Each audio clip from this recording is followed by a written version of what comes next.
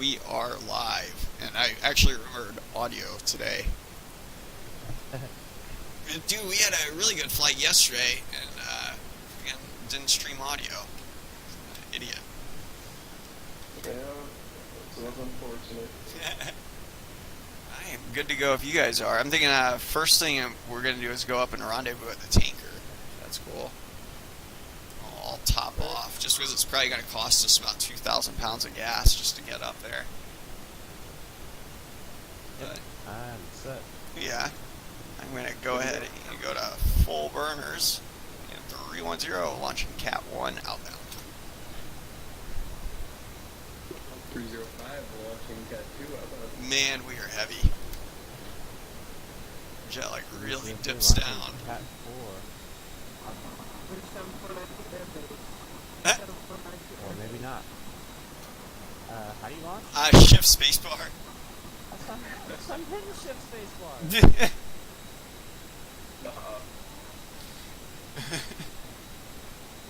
Are you attached? Yeah. How do you be attached? Shift I again. At least we're just going to the tanker, so you can always... Oh! Anthony, you might want to land again.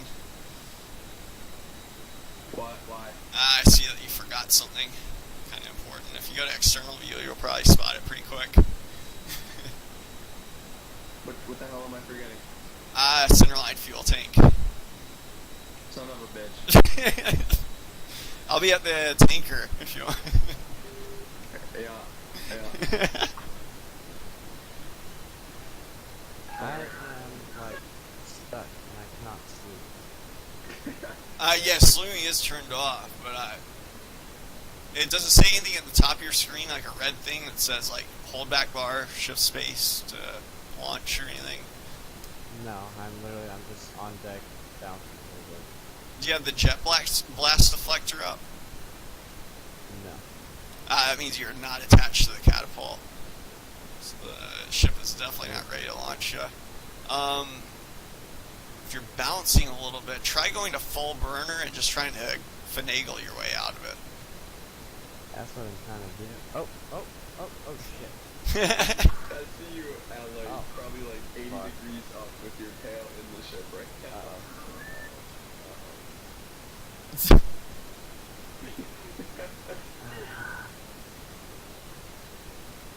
Yeah, okay. Oh, that's nice. Good way to start today. Did you just crash?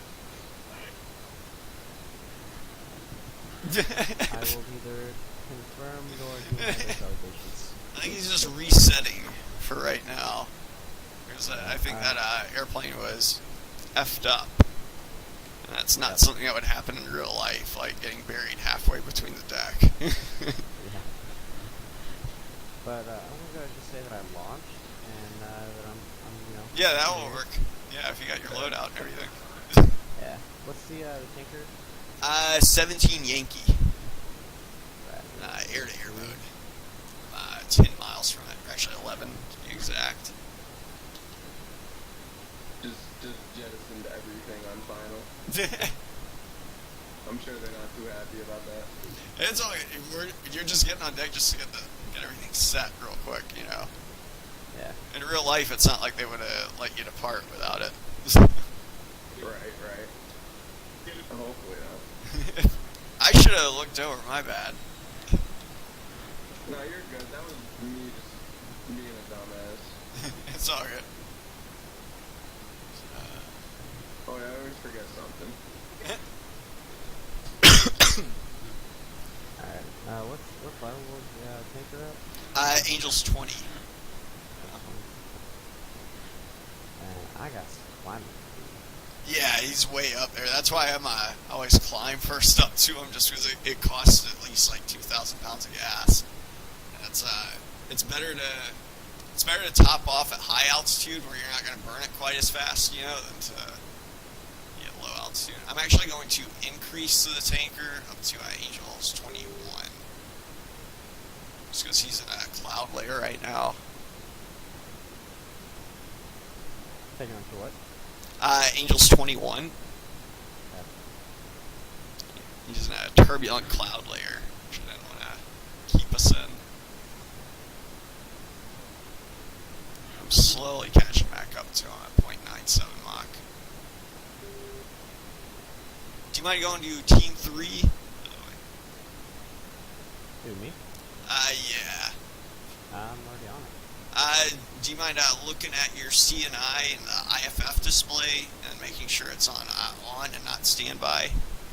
Yep, it's on 303. Huh. Alright, hold on.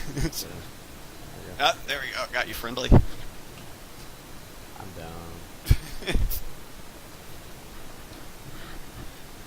Need to do this more often so that we get back to practice. It's one of the big reasons too is on the stream because like sometimes if we have a lag spike, someone will fall behind and then we'll get a beep, you know, even though it won't show them. Like it's just that their surrogate object might lag behind or something like that. So occasionally, if you're in formation with someone, you'll get a beep behind you, you know. And if it's like say if the person wasn't on Team 3, then it's going to just show just a 1 behind us, you know, without being a friendly. So there would be no way to distinguish if it was just a lag spike or if a bandit just joined, if that makes sense. Yeah. And also, if we have to go point defense enabled, you won't get torn up by that. And also, you'll stand out on radar. Oh, Eh? good stuff. What do you say? I have no idea.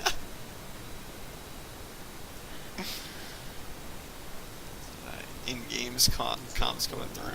Yo, base. What?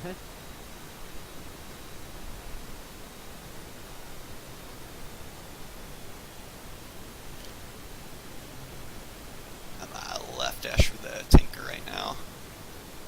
Alright. I'm actually going to go ahead and top off while everyone else is inbound.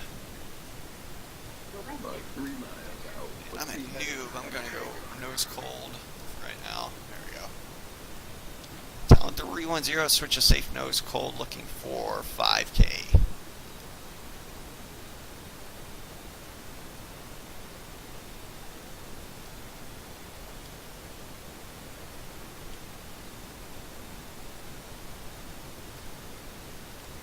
Visual on you guys. Yeah.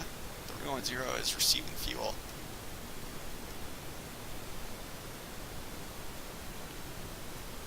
Uh, 2.5 miles out.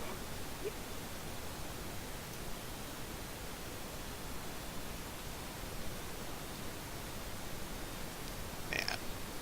A little bit higher altitude, I'm a lot heavier for this tank.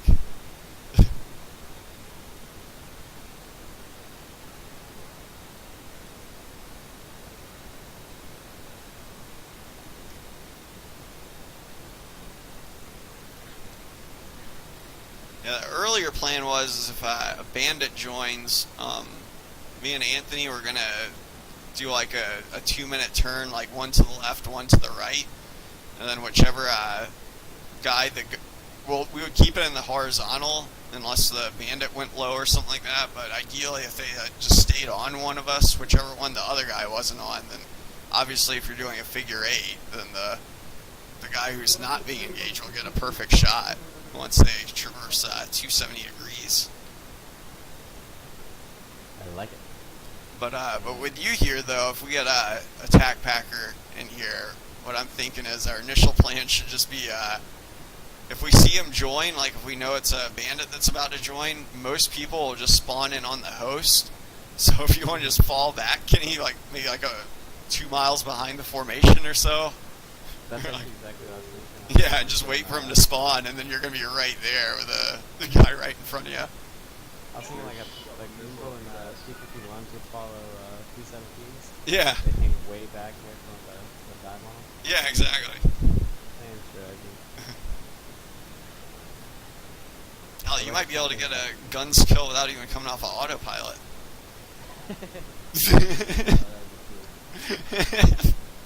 That'd be something. I'm hovering on the left hand side. Roger. I'm almost topped off, about 30 more seconds or so.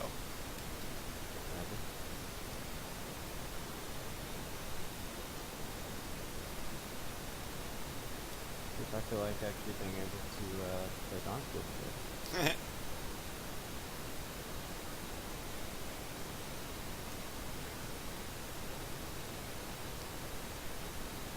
30.3 now. I think it tops off at 30.5 if I remember right.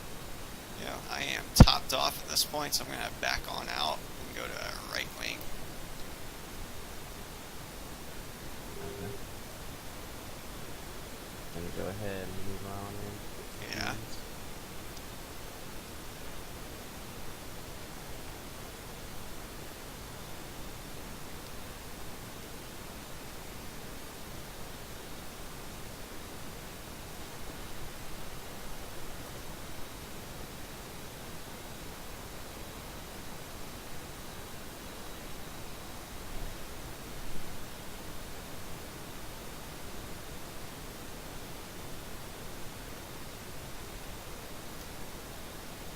It's been a while since I've seen 303.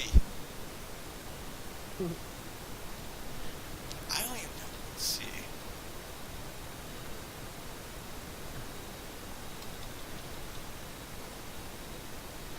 I think that might be Junior's name on the side.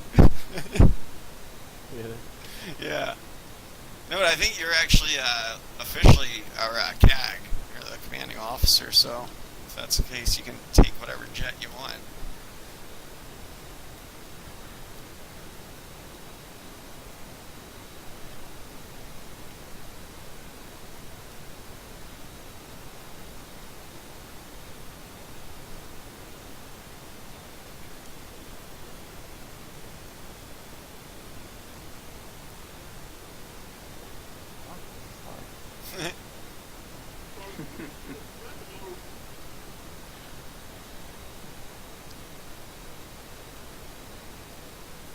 There's no way we'd be able to do an inverted refueling with all this weight. Can do anything inverted. I'm not even gonna try. Yeah. I'm down for trying, but not today. Yeah, this is way too much weight. On the way back, after we jettison a lot of stuff, like, might be able to do it. Or not jettison, but after we bomb, or actually, yeah, jettison, because we're gonna be getting rid of a lot of these tanks. In real life, they do try to hang on to their tanks. Like, this would be a very expensive operation if we were gonna just get. Like, I know ships also have a limited supply of them. You know, like they're actually not supposed to get rid of them.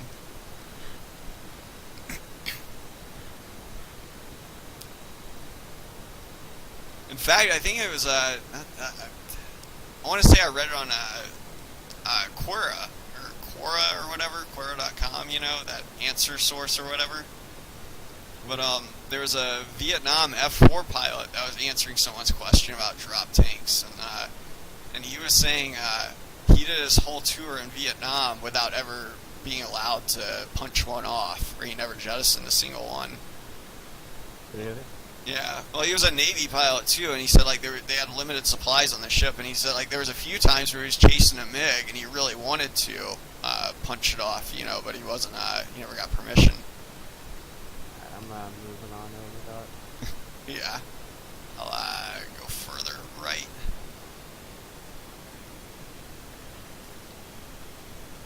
I'll go to right-ish on you, Kenny. Alright, I'm just looking down my controls real quick. Yeah. Alright. And stable. So if anyone's just tuning in, we're going to Baghdad. We're in the Mediterranean right now, so we're going to be actually flying over Syria and then on into Iraq and all the way east to Baghdad. And this is going to be the longest range strike we've ever shown before on stream, at least on this channel. But it's going to be a good 850 nautical miles away. That is why we're topping off before we get going that way. My bad. What were you saying? I interrupted you, I think. Oh, me? Yeah. I didn't hit before I was going to add more power. Yeah. No worries. I'm actually just kind of holding this back to do it. Yeah.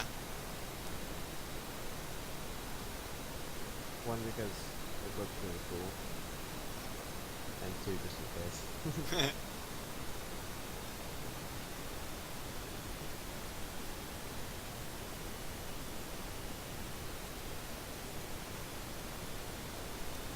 Actually, the power pipe for the burner for a second. Yeah.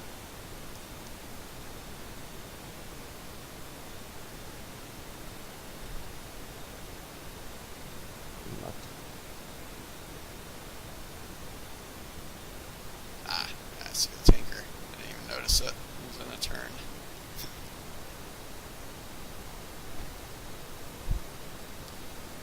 I'm guessing it's going to be nighttime by the time we get back. Sun's pretty high still on the horizon. We got about 4 hours of daylight from when the server started. We've been flying Yeah, for... it'll be, my mom will be getting up and getting ready for work by the time.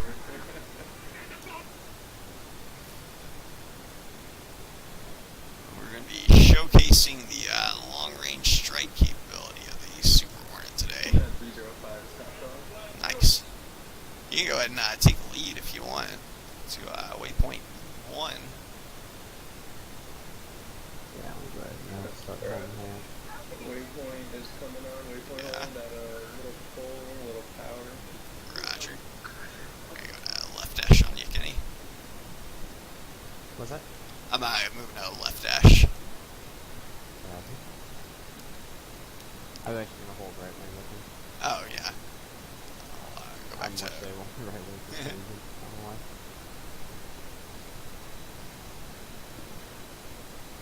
The great thing about cruising, though, is you don't even have, like... Yeah, we... At least the past few streams, we've just been spacing it out pretty far.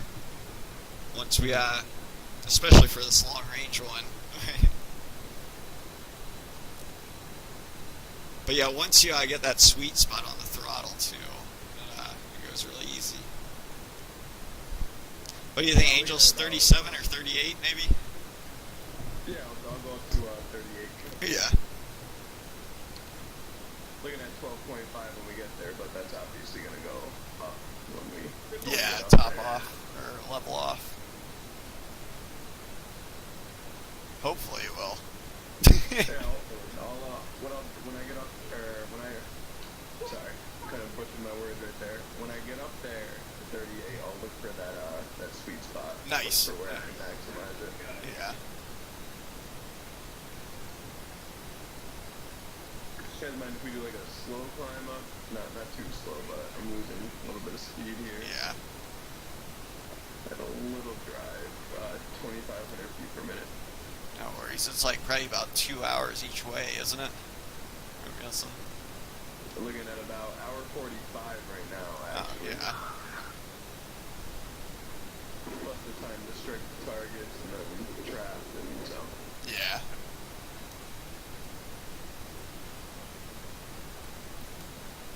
Right-ash. Roger, right, Ash. I was telling Anthony about that on the blue skinny, or I just call it Oh, out. yeah. It's like if it looked good, it would be echelon. If it didn't look up to standard. Good look, Yeah. Like right now, we're in line, like our heads are in line, but we aren't in the proper position for a textbook right ash, like missile railed ahead and flush on the nozzles. So we so are. don't have to worry about that. Yeah, we would have to take it a little bit closer, I think, just because the nozzles, if you look at his nozzles, they're supposed to be flush.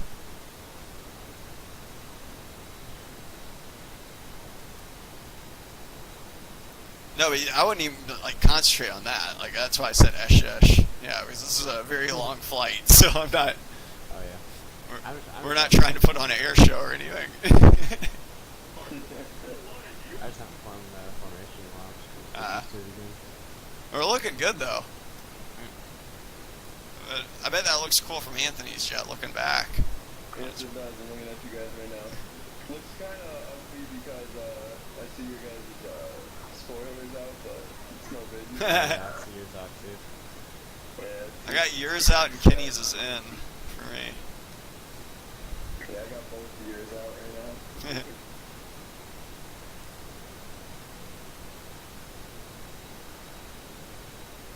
It's gonna be a good play. Hell yeah. Angels 32.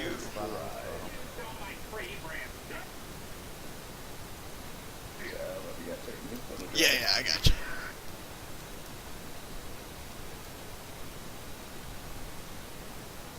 I want to space it out a bit. Yeah. My hands are getting tired. Feel free to do a FPH and roll hold too up here. Oh, And I'm not using it yet, but I'm sure I will at some point during this long flight.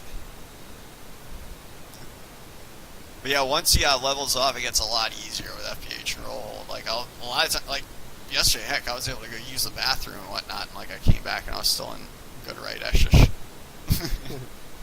Hey, Doc, can you go ahead and play my position information? Oh yeah, are you furthest out? Yeah. Yeah, right up under you. And I'm gonna be popping up close to him.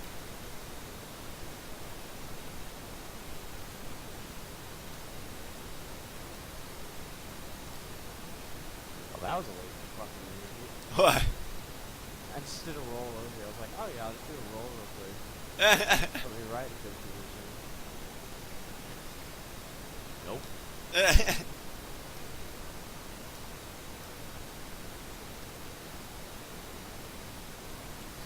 You're probably going to be slightly faster than us when you get your speed dialed in. Like, you might be gaining on us at like 1 knot every like 5 minutes after a readjust. This was Anthony's got the most weight. Those two Mark 83s are going to be that's obviously 1,000 extra pounds, or 1,000 each. But the harms that I got are about 800 pounds each. So he's about what would that be? About 400 pounds heavier than me. And then you got the AIM 120s, which I think are what? Those are only like 200 pounds a piece, I think, or so, aren't they? Look how fast I already thought that goes. Where are you low? Oh yeah, you're low. Okay, I got you. Oops. I'll try to clean this up and go FPH and roll hold, so that way you won't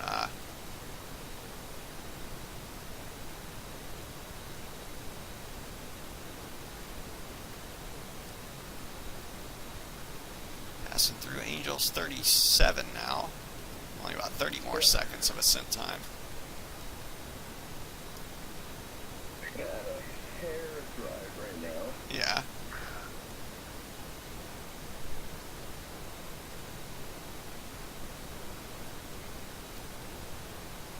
Oh, nice. We topped off out of the visibility layer, too. Sweet. I was actually not expecting that. I should have, because I set up the weather and everything in here, but yeah, actually, that was not pre-planned. Not bad. I totally forgot to pay attention when we started contrailing. A little more drive. No, you're good. I wasn't either. I'm sure, though, at Angels 38, though, that's a lot of altitude. They probably have to break through. Oh, yeah. Be out coming on. Roger. At this altitude, it might start porpoising you. If that happens, you can always go to FPAH, or attitude hold. Oh, It looks like it's working, though, pretty well right now. yeah, it's working fine. Okay. But if you ever, like, go up to, say, Angels 40 or so, and you, like, start seeing it do that, then, yeah, it's a... Yeah.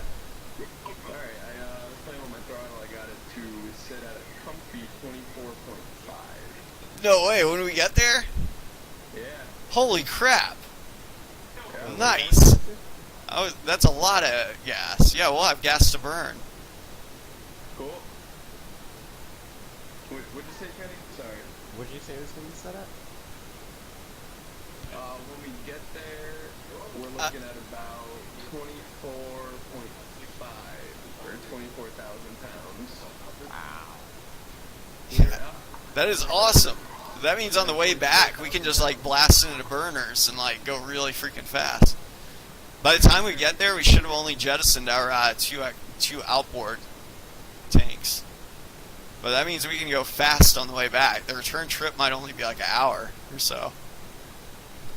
Sweet.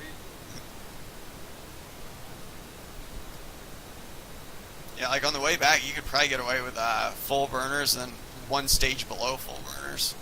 Just to leave a little bit of room to catch us back up, you know? Alright, sounds good. And we'll probably be zipping along at 1.3 Mach or so. That's what my guess will be. This is going to be fun.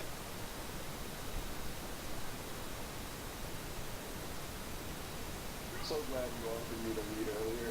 If I could, and then you hit me with, yeah, it'd probably be better if we meet anyway. I was like, oh, thank God.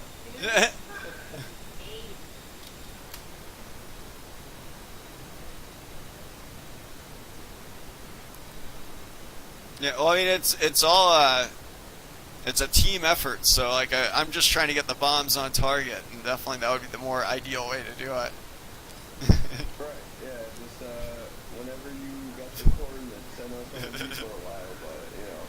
But yeah, it's ideally you would want the lead with the heavier load, just because they're gonna have to make less power adjustments throughout the flight, so they're gonna be more consistent on their power and therefore more fuel efficient. You know, so if they're already gonna get taxed with extra ordnance, then Okay.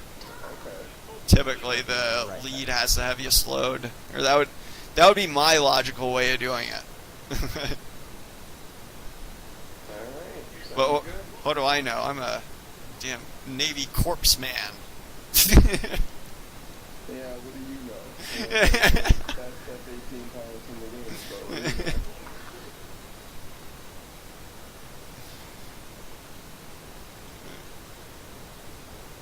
But yeah, I mean, just from flying these things, typically though, I mean, you can have like you can be almost like, depending on how good you are at flying wing, you know, and how good you are with power adjustments and whatnot, you can be right at about the same fuel efficiency as your lead.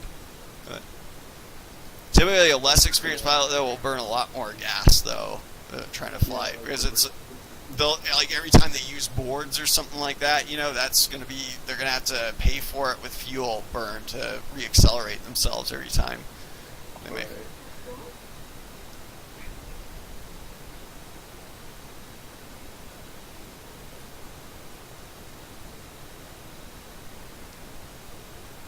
So I'm gonna ease out a little bit and look at my HSI. Let's see. Showing 17.50, but then again, I think I have a little bit more power than you added right now. Yeah. Already. Yeah. Let's see. Yep, still sitting at 24.5. Yeah.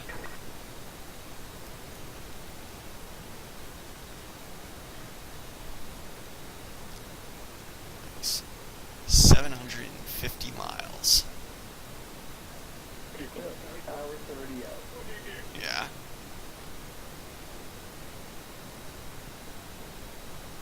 Yeah, if we were to go, let's see, even at 1.2 Mach, that should be about an hour flight. Which I think we should be able to attain that once we get rid of the two outboard drop tanks, and then we're also going to not be towing harms and Mark 83s. Kenny will probably still have his AIM 120s though, if we don't get jumped. But those don't cause too much drag, so I'm not expecting it to. It's not nearly as much drag. Oh, what's up? Oh, my bad. I'm actually in like a really good position too, just kind of hanging off far right. Nice. Our guardian angel. Oh yeah. In fact, You got actually, you over there. I think I'm gonna go a little bit higher. Yeah, that's a good call, because you'll be able to pounce in on someone. Yeah. I'm Show thinking the like rocket the dog right up factory. their ass. Yeah, watch me. I don't get it. I can't go inverted at this altitude, and I can't sustain a 9G pull. Remember that in the forum? Some dude asked that one. He said like, this jet is fake because he can't do. I don't think he said 9 Gs. I think he said like 5 Gs. Like he wasn't able to do a 5G sustained pull at 35,000. Yeah, I fucking wonder why. Yeah, it's like, well, I can do it in the default Hornet. You know, it's like okay. Yeah, okay, clearly shows you know nothing about it. Like, see yourself away from the forum. Don't. I think it's because we called him the superbug Nazi sometimes, John Bloom, because he doesn't take a whole lot of crap on his forums. You know, like if someone says like this jet's unrealistic, you know, he's like, okay, prove it. You know, like here's my evidence that it does this. You know, where's your evidence that it does something else? You know, kind of philosophy. But yeah, I don't think any jet like. Don't get me wrong, I'm glad Microsoft made the acceleration pack and everything like that, but to think that a real Hornet, even in a clean configuration, you know, it would not be able to do it wouldn't be able to hold a 5G pull for, I'm expecting a more than 180 degrees a turn at 35,000, even if its entry speed was like Mach 1. Just because there's just hardly any air to bite into up there, you know, at 5 Gs. But I don't think he was in a clean configuration either, like when he was describing it. But.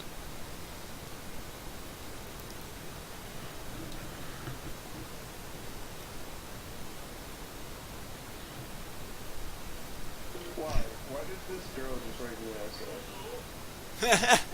Is this the one? No. This bitch, she just wrote me an essay about how her man's in jail, and she loves him so much. I'm just like, okay, block. Bye. I'm going to switch to your left wing. That's cool. Right?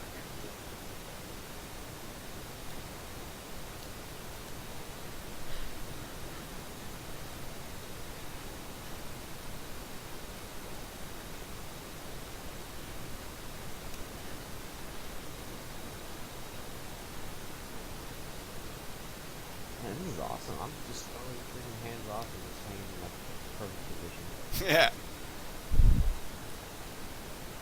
Ready to attack. Oh yeah. Hopefully we get some action. I got a lot of people stopped wanting to mess with us. We're keeping the sky safe. Hell yeah.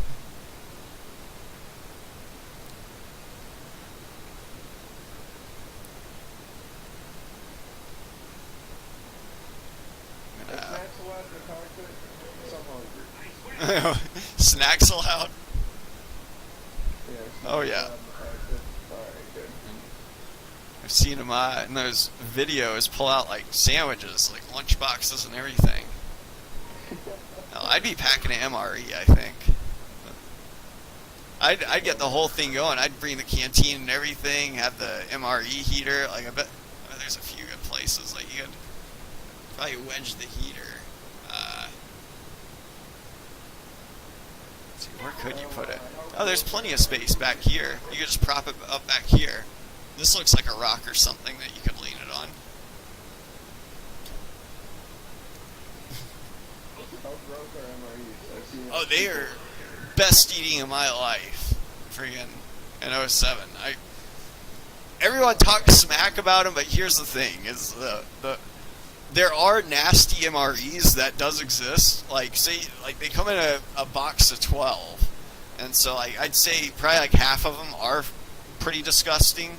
Like they're just like veggie, you know, all sorts of stuff. Like yeah, stuff that you would never want to eat. But there are a lot of good menus too in MREs. You know, like the beef stew. I think chili mac was, you know, a lot of people's favorites. Oh man, what are some other spaghetti and meatballs? I loved. What do you do? Just add water to them and they're good to go? Well, you actually add water to the heater. The package itself comes like, you know, yeah, all you have to do, it comes in like almost like how can I call it? Like a plastic metal foil like container that you tear open, like a little bag, you know. But before you do that, you can put this bag into the heater, and it heats it all up, and then you can open up the baggie, and it has like beef stew in it or whatever. But it's almost like a canned good, except it's instead of a rigid can, it's a floppy bag, if that makes sense. Yes, it does. That sounds terrible. Oh, it is lovely. But yeah, the thing is like a lot of people, the MREs get bad raps sometimes because most people who join the military and are exposed to MREs are probably going to get their exposure to them in like boot camp or one of their like follow-on schools, you know, or like, you know, say if you joined the Army but you joined as like a, I don't know, what's a job that probably wouldn't need an MRE very often?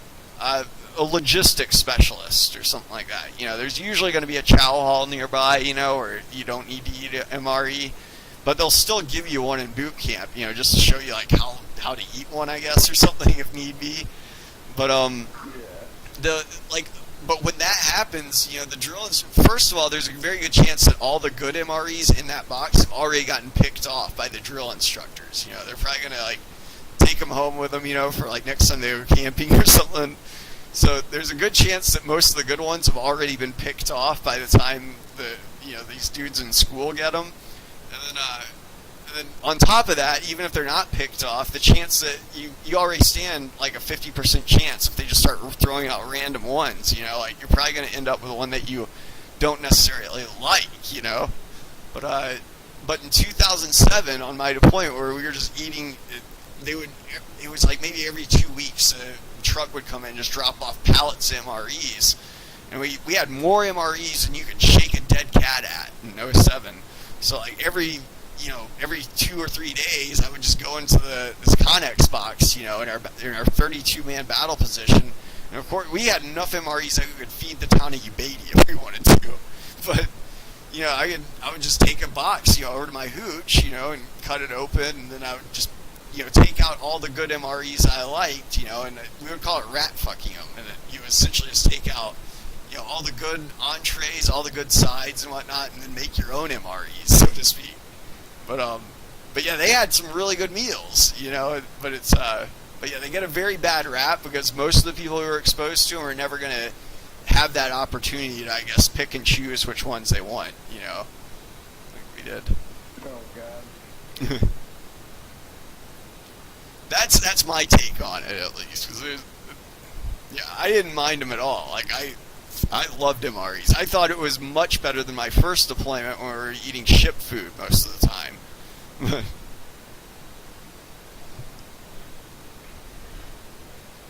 USS Denver. Nothing against the Navy cooks or anything, but it's just, yeah. I prefer being able to, I guess, choose what I want to eat, you know. And the MREs, like, they'll come with, like, Skittles and M&Ms and stuff like that sometimes. Like a power bar.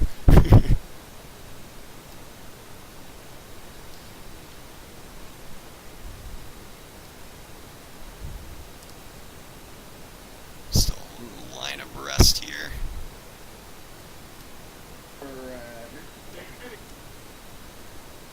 Yeah, I see what you mean with that bobbing. I was about to ask, is it porpoising on you?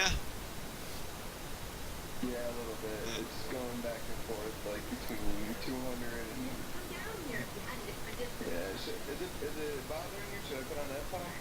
You would probably want to do that. That would increase your fuel efficiency. Every time you bob, you know, it's going to be, it's essentially going to be a little bit of less energy efficiency, you know. Or if you were to make like a string, I guess, and put it out between, like, you know, Baghdad and Karpathos, the more line, or the more bins that you have in the string, the longer the string has to be, so to speak, you know. So obviously you have to burn more gas to... I think that's actually a problem with the real jets too. Sometimes, like avionics, not the real Superhornets, but I've heard like, you know, autopilots doing that in real aircraft before. Right. Okay, there we go. Hopefully that stays. Yeah, every so often, like once you get it on FPAH hold, I would still use couple waypoint, but FPAH will work for altitude hold, essentially like as a substitute at this altitude. But every so often, you'll just check back in, and you'll see how far you are from 38,000. If it's like, too far, you can add just a hair of drive, and then 30 minutes later, it will be, maybe a little bit below 38.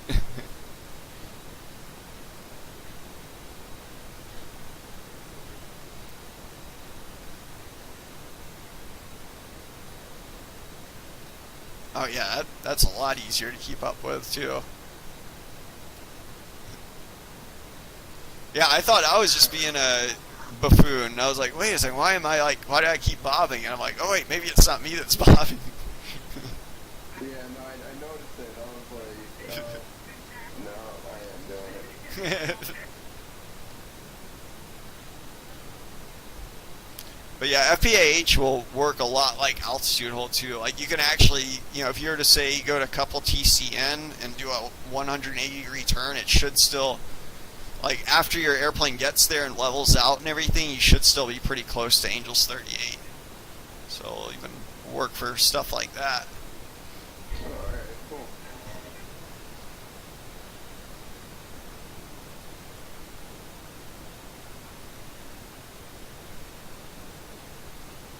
Man, we haven't even made it to Syria yet.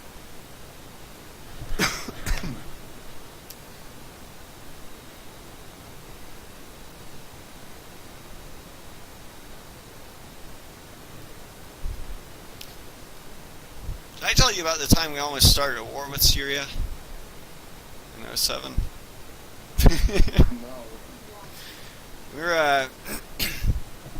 were way to the south of our battle position, Ubaidi, but we were looking in the desert for apparently some dudes were digging up some of the oil lines and cutting holes in them and trying to take the oil.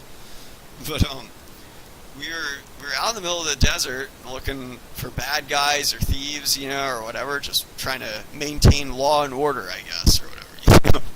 But I was in the back right seat of one of our Humvees, and we're driving along, and then I was, in all honesty, I was dozed off at the time. We're supposed to be pretty alert, but like next thing I know, I see the other Humvees coming online. Like I look out the window, and our interpreter's in the left seat.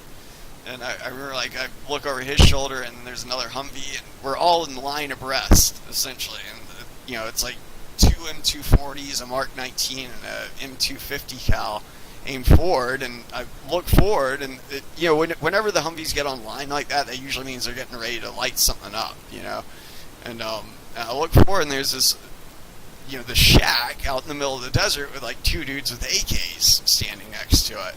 And, just like my buddies, my first thought is like, oh, insurgents, let's go get them, so we got online. The plan, from my understanding, the plan was they're just gonna close, it's like maybe 500 meters, and then everyone was just gonna open up on them. But on the way, while we're driving towards them, you can hear someone over the radio. They said, "Hey, be advised, we are in Syria right now."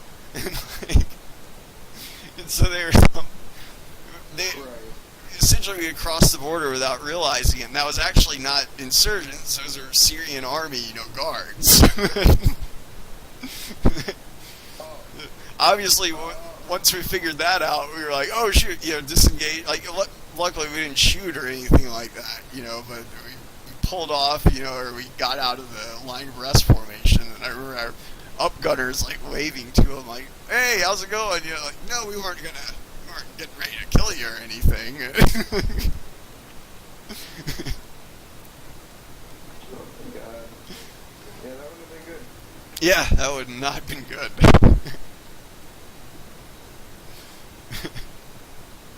Oh, man, we got 615 miles. Yeah, showing 618 right now.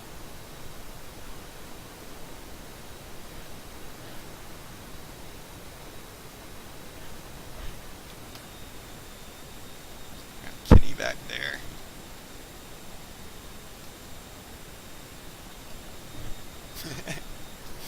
if someone was to spawn in on R6 right now, on the host, Kenny would be in a perfect firing position. Would not end well for him. Unless Kenny's AFK, then we'll just resort to Plan B, which is the two turns outbound. Or Nah, I'm here. I'm just real quick. oh yeah, no worries. But I am alert. And I am looking. So if something starts happening, start yelling at me. Yeah. About to be feet dry over this island, it looks like.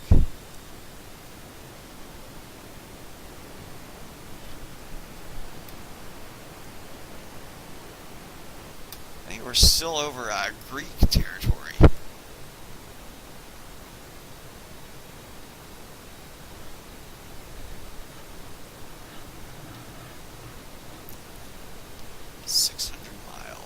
Should be about an hour out, or a little over an hour right now. So, yeah, 11, or 1 hour and 11 minutes.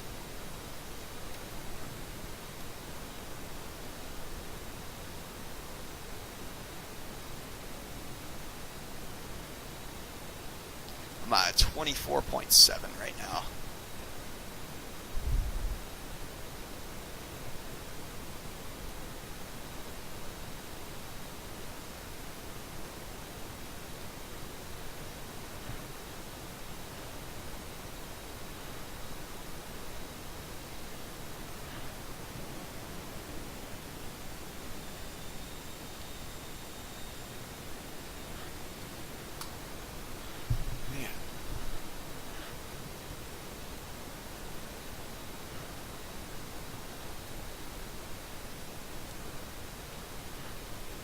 Holy cow, we got 5 viewers right now.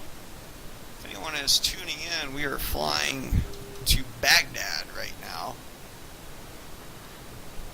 So go blow up a couple of SAM sites. We're just demonstrating the extra long-range strike capability of the Superhornet. We have the USS Ronald Reagan behind us, which we're going to be turning back to here in a little bit. Let's see if it's still in range. Nope, we were already out of range, so we're outside of 220 miles from it. And this is going to be an extra long stream. We're expecting no less than a 3-hour long stream, or at least 2 more hours in the air. We got about another hour and 10 minutes before we get to Baghdad, at which point we're going to be employing these 2 HARM missiles. And, Anthony over there, my wingman, has himself 2 Mark 83 1,000-pound bombs. And we also got our, nice flares there. We got Kenny in the back. He's our guardian angel. He's actually got 2 extra AIM-120s. He's going to be trying to stick with us for this flight.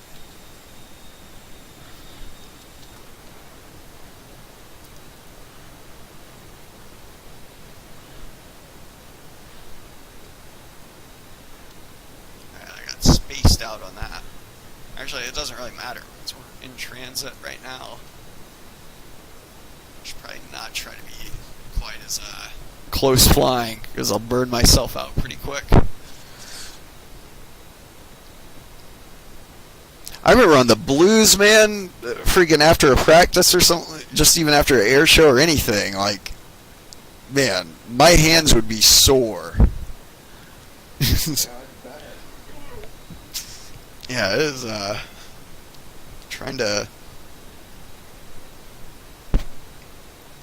like, because granted, it's debatable whether you should, grip the throttle really hard or not. I would try to not do that, but, naturally, like, when you're trying your hardest, a lot of times you're just gripping that throttle and the stick, as hard as you can. Oh my god, Kenny, I was about to do the same thing. Oh my gosh. Hey, when you're talking about a stick and some grip, That used to be one of my things after practice would be to go to the fridge, grab a beer when we would watch the replay, and the beer wasn't just just as a drink, which it was, but it was also just to hold in my hand, just to cool it off, almost like an ice pack. Not at all where I thought you were going with that. Eh. There you go. You get a double use out of your beer. I actually don't. I drink, socially and whatnot. But yeah, I actually don't have any.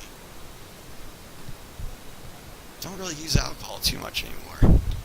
It'd be fun to play the game though, where you try Oh, to the crash many times. drinking game, man, my body could no longer handle that. I don't think I can handle that either. Like, I already have a pretty low tolerance for alcohol. Like, I'll drink one beer, and she'll be like, I'll drink this, I probably shouldn't drive. Yeah, it's tough to say, but yeah. Granted, I can hold my liquor, but yeah, it's just paying for it the next day. Yeah.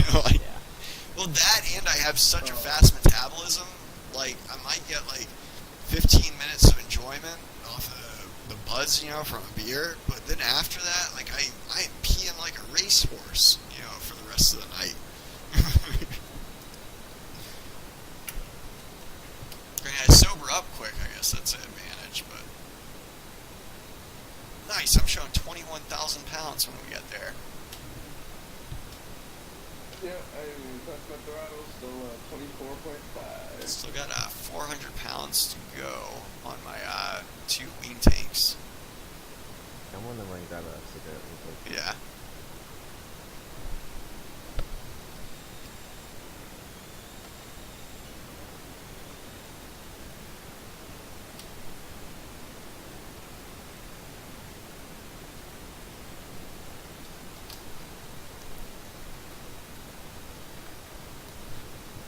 Man, it's an extra long range strike.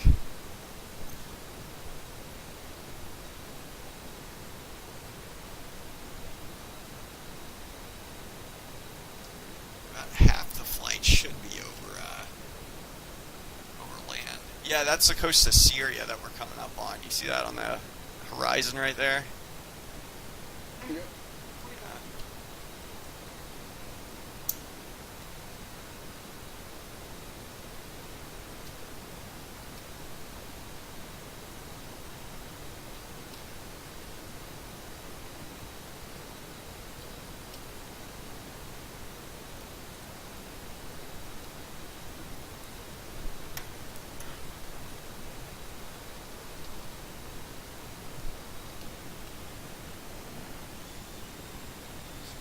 You're still inbound. Hope Kenny doesn't stall himself out. Oh, okay, he's still, uh-oh. I hope he doesn't crash into the ocean now. That's pretty sharp descent. Okay, I see that. Uh-oh, I know exactly what happened. You know what happened? You put it on a barometric altitude hold.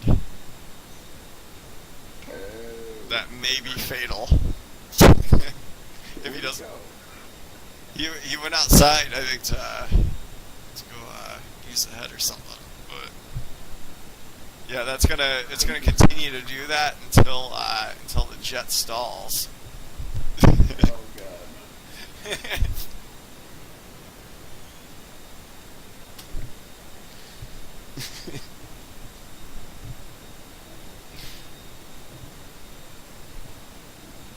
Oh man.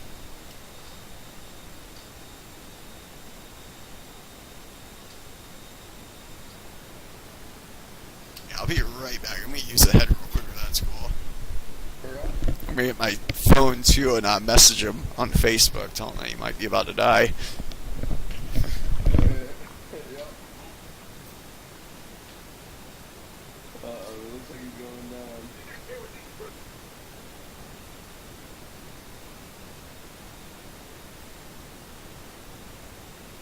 Uh-oh.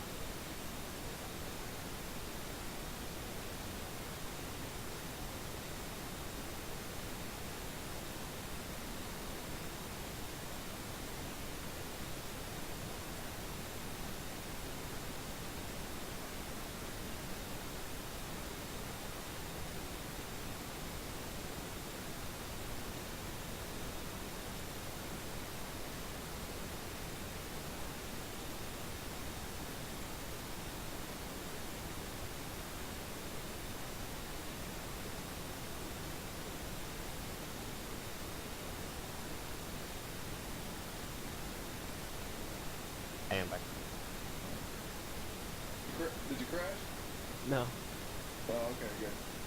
So No, I'm you're good. kind of low, right? I don't know if I'm gonna be able to make it. What's your current fuel state? 21.1. Oh, shit. I'm back. Dad, you think Kenny's gonna make it? He's at 21.1. Oh shit, where is he? I don't see him anymore. I'm behind you. Down low, 20,000. Yeah, we saw you on that barrel hold. We figured it would disconnect and take you out of the sky. Yeah, it definitely did. Yeah, FPAH after 35,000 is usually Oh, no. Actually, I had it on SPH and roll hold. I remember switching it from, Huh. barrel It was acting like it was on barrel hold because it started porpoising. It shouldn't porpoise on FPAH. Yeah, that's good doing that. Yeah, it looked like it was trying to maintain a specific altitude. Really. Yeah, I had it on roll hold, but it's been doing that lately.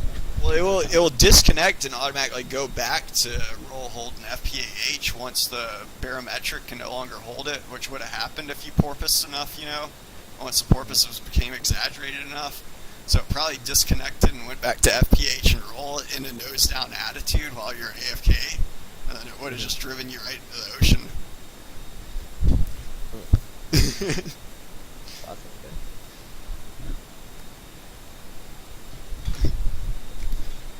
But yeah, if you want to board or something, yeah, yeah, nothing, because this is going to be an extra long flight, Kenny. I'll stick with you guys as long as I can. Really though, 21 should still get you there and back if we, if our estimated fuel quantity is working out. But I'm making my way back to the right for you, Anthony. I'm getting a little bit too spaced out. Right. Man, Jim's probably winning. Man, Jim's probably winning. Is your you have a Gentai reset button just above your battery switch?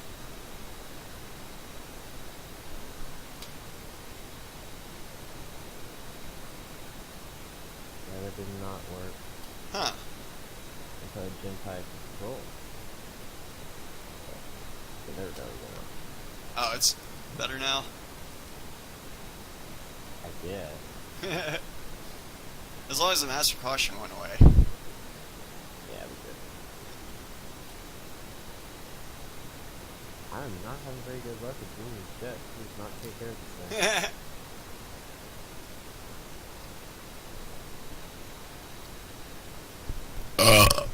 Wow, excuse me.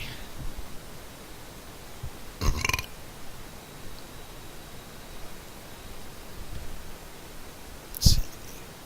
Oh, holy crap, we're under 500 miles now. Coming up on the coast of Syria.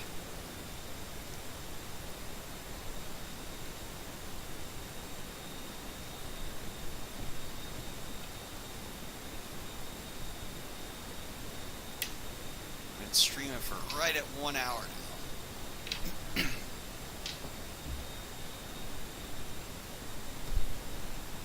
Yeah, 57 minutes.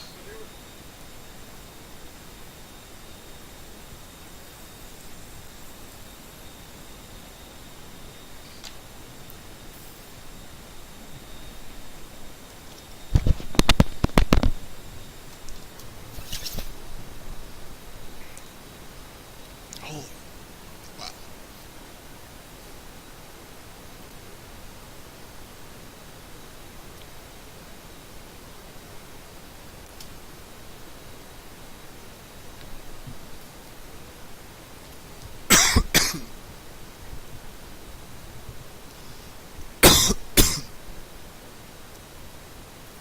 Almost over Syria.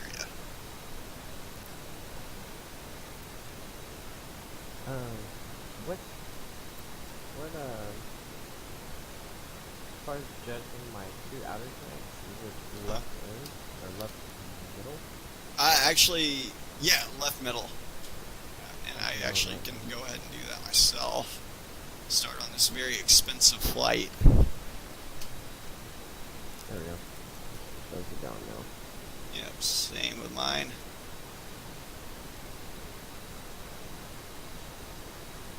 Okay, streamline at this point.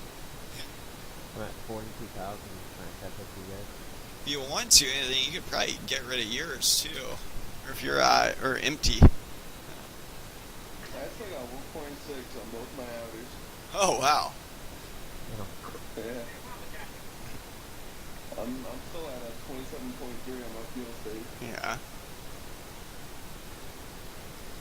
I just jettisoned $30,000 worth of tank.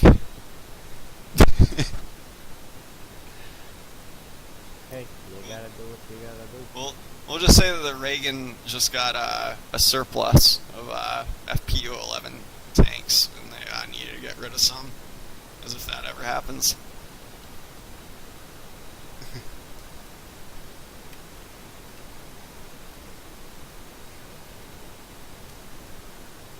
Really, this is special circumstances, so we're doing a very long-range strike, so we took off with the understanding that they wouldn't be getting those tanks back.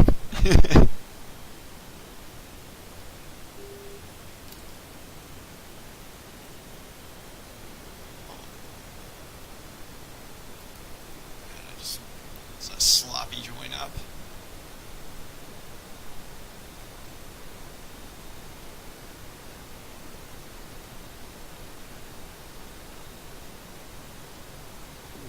I think my joystick might be pulling back a little bit.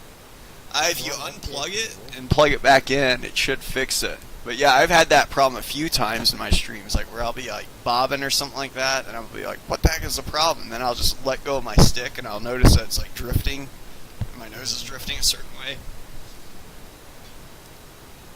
Dude, okay, it's bobbing on FPH Huh. Well, it will bob a tiny bit, but it should get set, though, eventually. Or it should, like, set itself. Set itself before it wrecks itself. Something like that.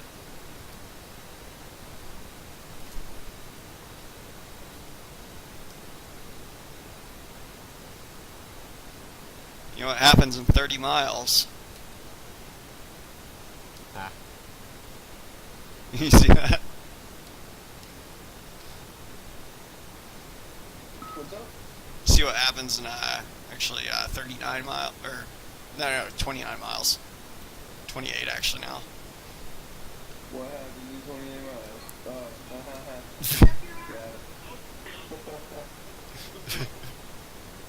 We go feet dry. That's what I was talking about. Of course. Yeah, right.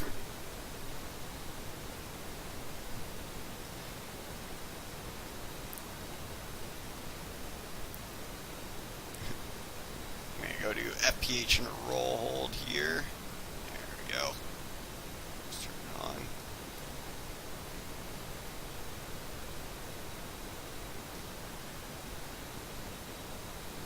I got slightly less drag than you now.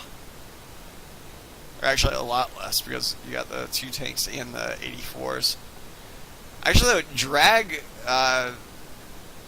yes, in terms of drag, the Harm might actually produce more drag than the 83, but the 83 will produce, obviously it's 400 pounds heavier. 2 Mark 83s are.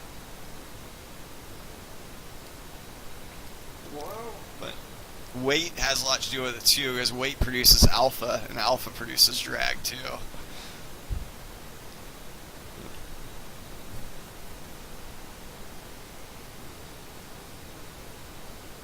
Almost feet dry.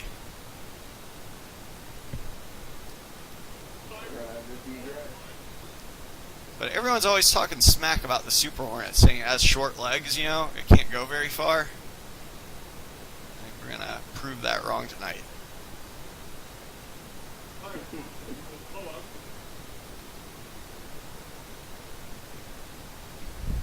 Like this is they wouldn't do this long of a range strike in real life unless it was like they're trying to hit something landlocked or something like that, you know, but real life, I think they would have gotten the ship a little bit closer if they could. See your contrails again.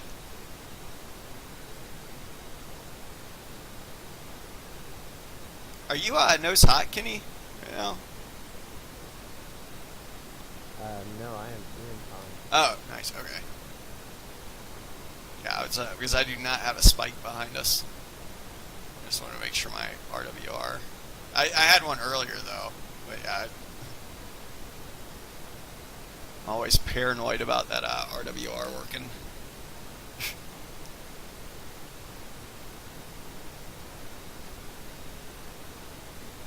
I'm one of the few pilots in FSX that actually pays attention to that.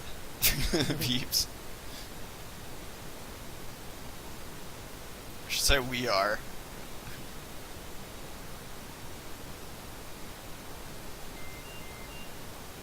What was that? Home fuel master warning?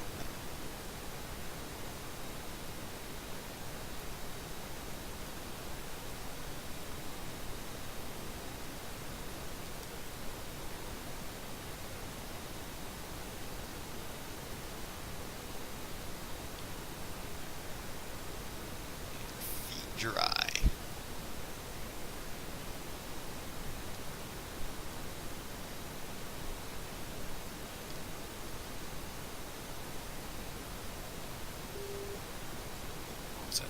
Oh, I got a spike 6 o'clock. That was me. Oh yeah, I got you on unknown team. What? I'm still on team 3. Is it but did you go to standby by chance or anything? There we go, got friendly spike now. There we go, friendly spike. That's so weird. I came out at EMCon and it was blank you guys, and I came out of it again and it was friendly. Well, you might have come out at MCon just for a second or two, and it actually takes a second or two for the IFF transponder to start broadcasting the right code. Gotcha. So, like, if it's only like an intermittent, like turn on, like it probably didn't have time to actually tell the right IFF code or for the jet to interrogate your radar signal.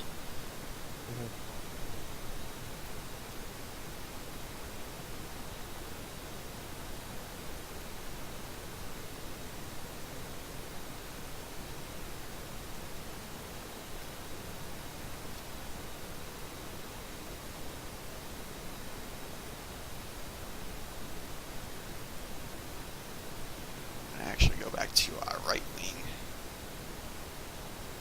Yeah, you're right wing. Butchering my words.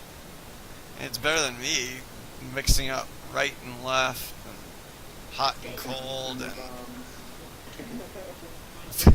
pretty much everything that there is. It was opposite day the other day for me. Yeah, I told you guys, I'm never gonna leave you down. Yeah. Never gonna leave you down for that one. Yeah.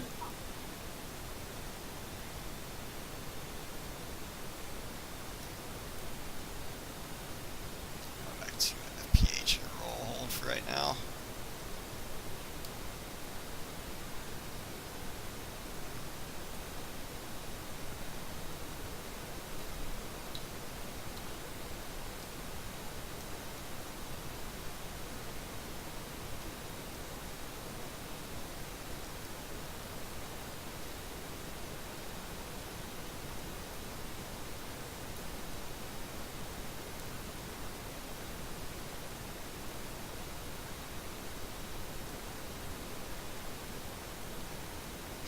To line of rest. Roger, rested of line.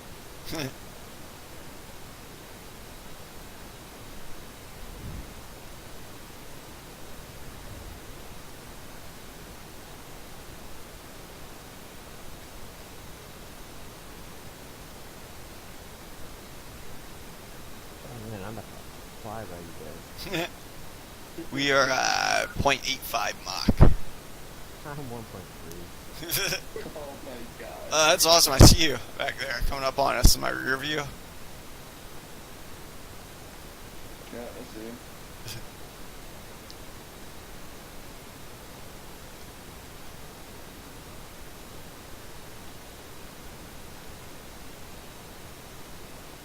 Right. Yeah. 45 minutes out. Alright.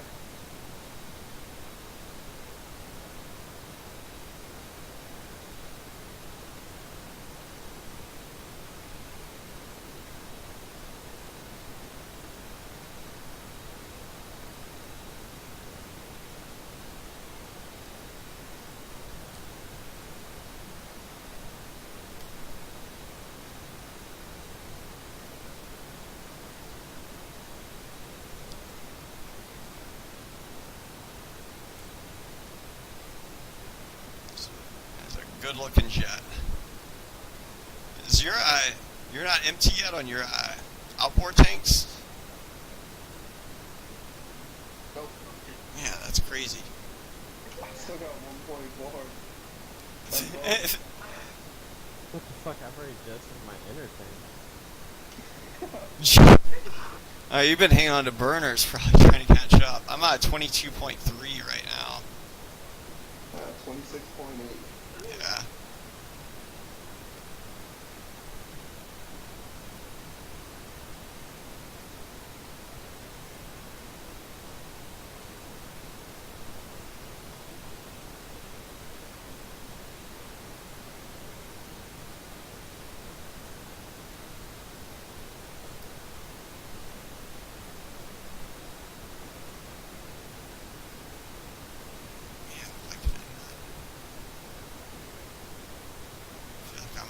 Doing PIOs or something. I was bobbing, it seemed like.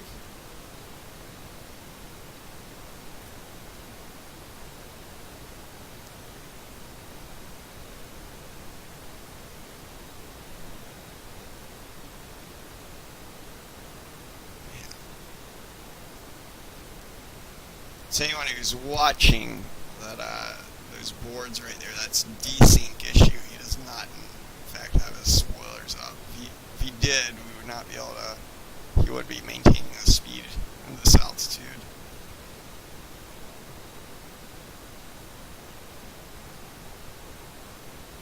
Gotta go back to right ash. Let's see Kenny coming back there, coming up on me.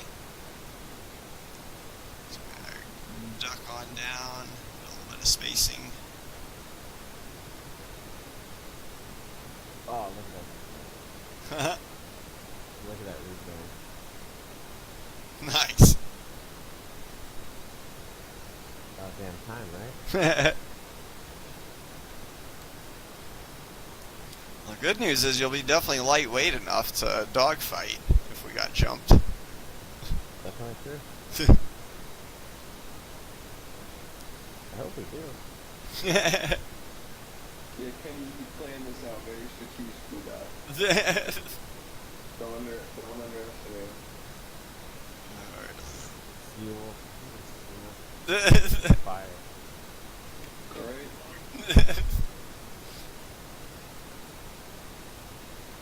I should have fucking put that other tank on, though. You fueling tank. Great, it won't actually transfer though in TAC Pack unless it's an AI tanker, unfortunately. Oh, really? Yeah. Like it won't actually. It would be really cool though if it like sucked, like pulled fuel from one jet and gave it to another. I thought it did. No, not anymore. I think they had that in a beta version when it back in the day with TAC Pack, but it was either. I want to say a Demas or someone explained it on the forums. Like it was either one or the other. They had to either make it like the coding where it would either be an AI tanker, you know, that would give you gas, or it would be another player. And obviously, I think that was the right decision going with the AI tanker because that's obviously what's going to be used most often, you know. Yeah, definitely. Worst case scenario, though, I mean, no issue. That would be cheating, though. I was gonna say one of us could spawn in another tanker, but at the same, but yeah, that wouldn't really demonstrate our sea legs.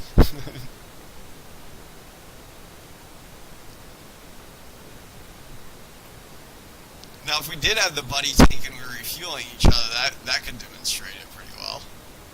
Like give Kenny like 1,000 pounds and take away 1,000 pounds from you. Mhm. You could probably take more than that. You can have shit, dude. I'm still gonna have so much fuel. Yeah, but you wouldn't want it. You could always just give him like 1,000 pounds at a time, just keeping him around 17,000 or so, Right. just to keep him lightweight enough. So, granted, he can't hold more than 17.6 though with his current config. Damn.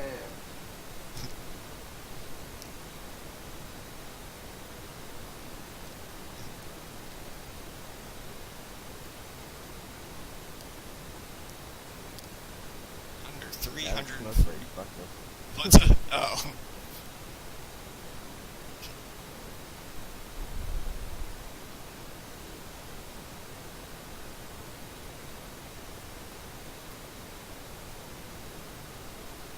I'm gonna fucking run out of pods by the time this stream is done. I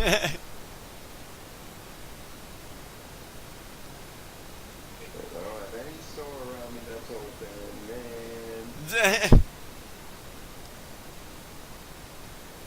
330 miles to go. We're about the same distance as we were from that other strike the other day. No.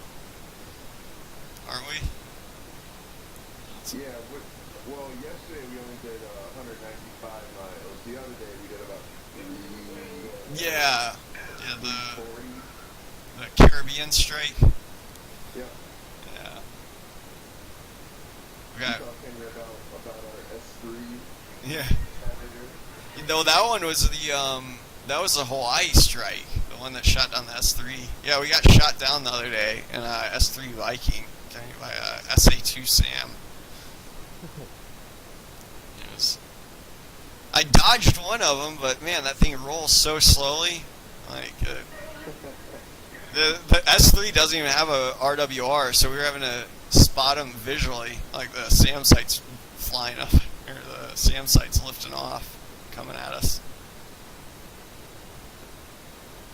Certainly interesting. Oh, this looks awesome. Dang, my bad. I'm all over the place, I think. Need to steady it up. Or I think it's worse for me. I need to force myself to fly left wing more. I get used to it. Is that where you're at? Ah, I see. Yeah. Granted, I know this is a standard kind of long range flight formation, I guess. They would probably either be using V formation or echelon in a situation like this, but it wouldn't be nearly this tight, you know. Or Yeah. would probably. I mean, they could do it if they were just like trying to get practice in or something like that, on a long range flight, but you wouldn't be expected to fly. I don't think like this most of the time over that long of a distance. And that would just if they were making people fly like this, they would probably have a lot more accidents. It wouldn't just be the destroyers running into things in the Navy.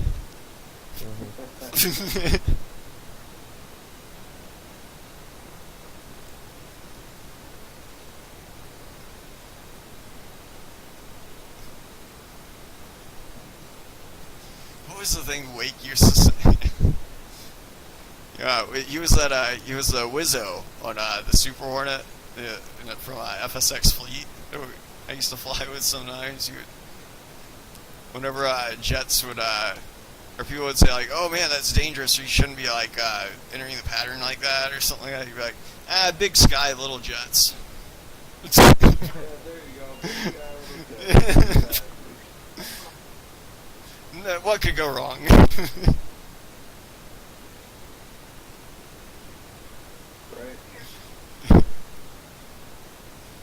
Oh, look,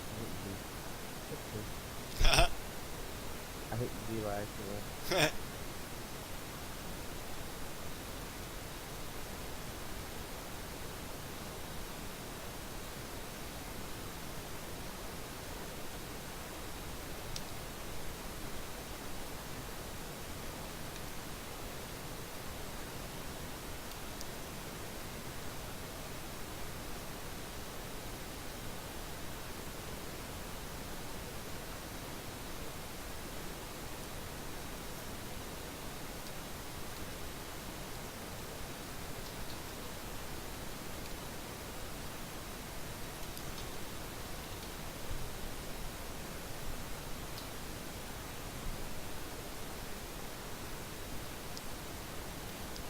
Just looking at your name there, inside of your jet. Oh, looking good, Doc.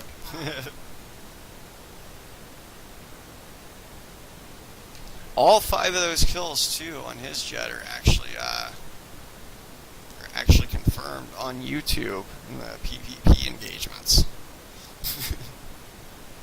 Yes, sir. I think the most badass one was the one that I witnessed with a Tomcat. With the guns. Yeah, like you were saying that you're getting hits on him, then like at the last second I was able to zoom in and I saw you like maybe like 200 or 300 meters on his 6 just blasting away, and then he caught on fire and then exploded. Yeah, that was fucking awesome.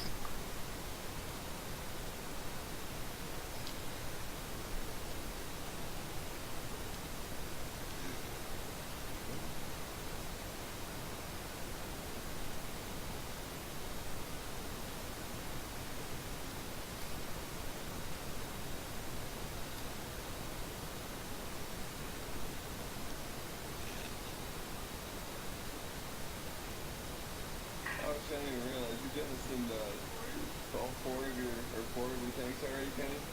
Yeah. Oh shit. He was having to play catch up with those burners for a while. Mac Blue has joined. Oh man, Let's see if he'll stay in. Nope. Ah. Yeah, it's because that happens like all the time. He'll join, and but he never actually gets into the air. I'm wondering if it's like a setup or something that's like kicking him or something. Or like maybe Oh, it might be. he has like slew turned off or something. I don't know what would cause it actually.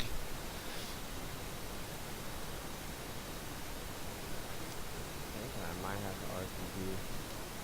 Oh yeah. That's fine, man. Yeah, this is I got like 14.2 right now. My center tank's empty. oh yeah. Yeah, do you have waypoint 0 still set for Karpathos? Yeah. Do you have like a ETA for fuel if you were to turn around to that? On your HSI, as long as you're in nav mode, not in air to air, air to ground, but you're gonna look at your HSI and select waypoint 0, and then you have all the data like it's heading. Oh, what's up? You're talking about FS or? Or actually, it's gonna be on your HSI. Oh, okay. But at waypoint 0, if you select waypoint 0, you should see you have like a bunch of data. Then it should have like a timer, a ETA to it, and then underneath that it should have. Oh, what's up? 9,000. Yeah, that should be it. It's gonna have the airport code, and then just underneath the airport code, you'll see your estimated fuel if you were to turn around for it right now. I still have enough gas to turn around and go back to there. Yeah. I'll stick with you guys some more.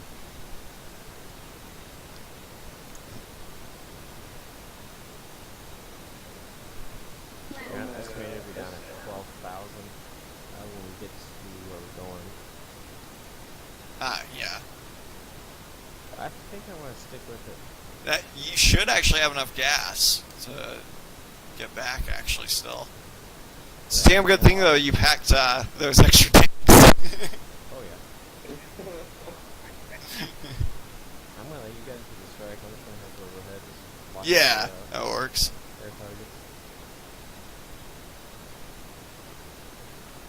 That's actually realistic. I mean, you wouldn't like if you were just a guardian angel. You would just continue to loop around the above. And just look for anyone coming in to mess with your guys down below. The good news is over the target, they probably won't be spawning in on my 6 either. They'll probably be spawning in at Baghdad International. Oh, on the ground. Yeah, just because we're going to be so close to the airport at that point.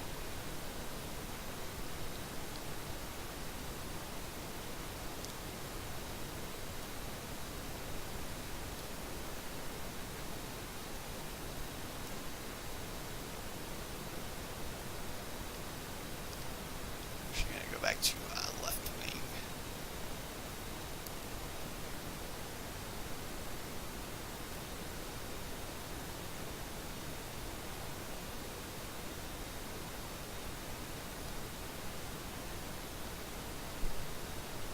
damn, my HUD's showing 13.2 Gs at some point. I'm pretty sure that was before the stream started on getting on board the ship. I'm gonna reset that though.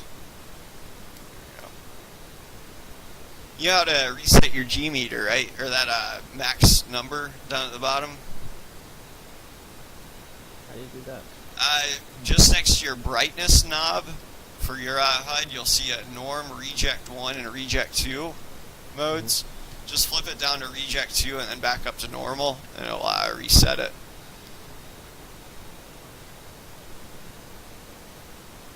Huh. Neat. I believe that's the way the real ones operate as well.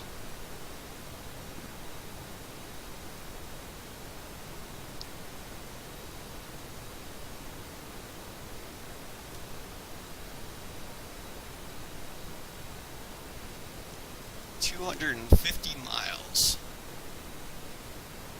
So about 30 minutes out at a rough guesstimate. We're doing a little under 10 miles a minute. Let's see, yep, the HSI actually says exactly 30 minutes. Or it did when I looked down. I think it went to 29 just now.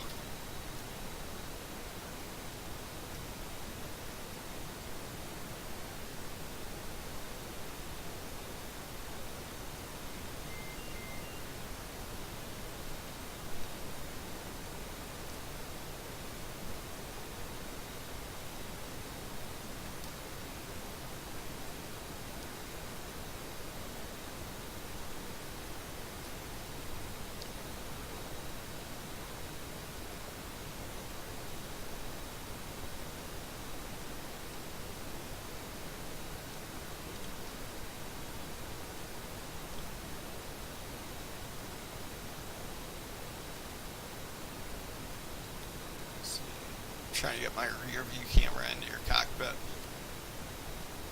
No. Spying on me? Yeah, exactly. Nope. Yeah, I can definitely get in a little bit closer. Let's see Thought I could maybe do it. Nope. here.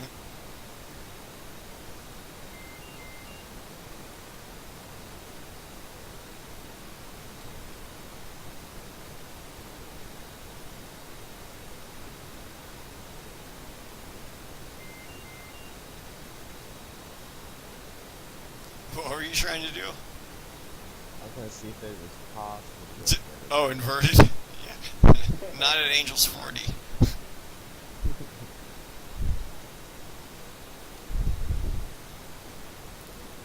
I'd probably do a tuck under roll maybe, but there you are in the cockpit.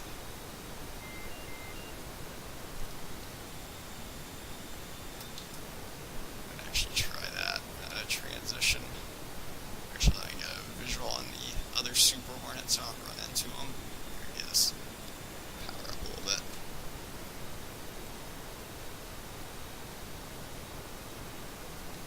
Let's go underneath the jet wash.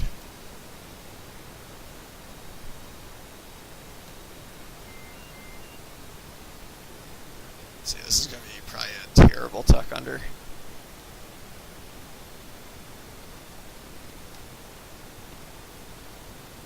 I got a lot of spacing though. Just 'cause it's Good luck. that's full deflection on my stick. Yeah, practically stalled myself just doing it. That's gonna cost me gas. Yeah, just a bit. How's it going, Scouty? We're on the extra long range strike right now. We're going over to Baghdad, all the way from Karpathos. It's going to be like a 850 nautical mile flight. This is the longest range one we've done so far on stream. Also got two wingmen with me tonight, Kenny and Anthony up there.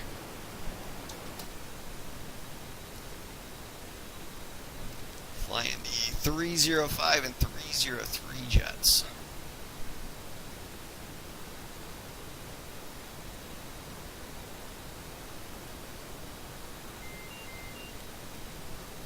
I just attempted a tuck under at 40,000 feet, which did not go too well. But yeah, as long as you have fuel in those wing tanks too, your roll rate is limited to 30% of full roll rate for the Super Hornet. I did not know that actually. And it works that way with a lot of air-to-ground ordnance too. Like I think those Mark 83s too. It limits your roll rate.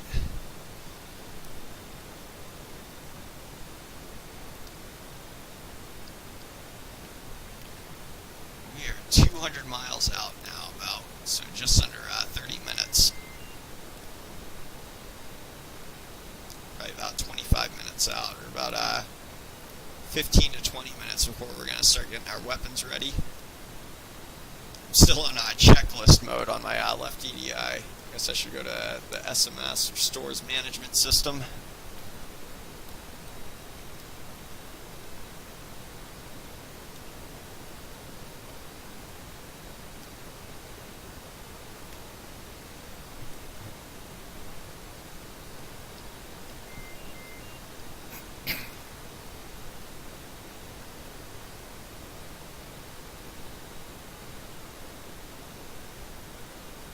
I'm guessing you got audio today, or I'm hoping so. Yeah, we are. I had to double check that. I had not burned through my two outer tanks yet. Holy crap. How much gas you got left in them? 900 pounds. Holy You're going to be jettisoning just when we get over the target. Or just when we get close to it. Yeah, probably won't even have to jettison the other three. Yeah. This might not be as costly of an operation as we thought. Right? Well, Kenny already burned a lot of money. So.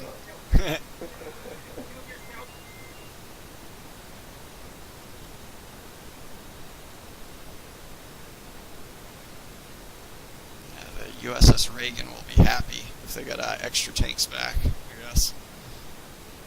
It better be. They better give me a champagne shot when I get there. I usually do pack. I very, very rarely jettison my centerline tank. I think I've punched it off like once or twice in an engagement, but call it the training weight / badge of honor that you have to wear back to the ship.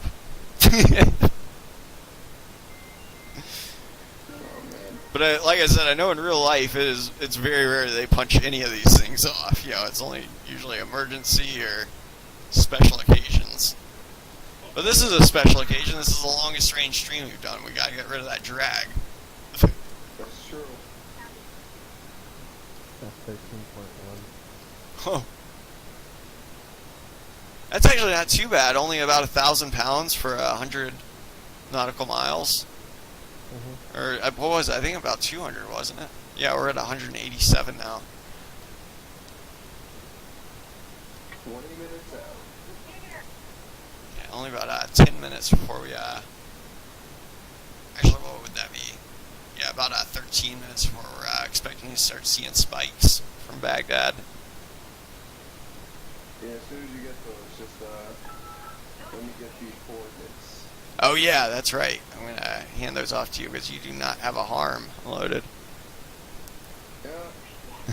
Actually, Scotty, there is a Eurofighter. I don't know of any tornadoes or typhoons though.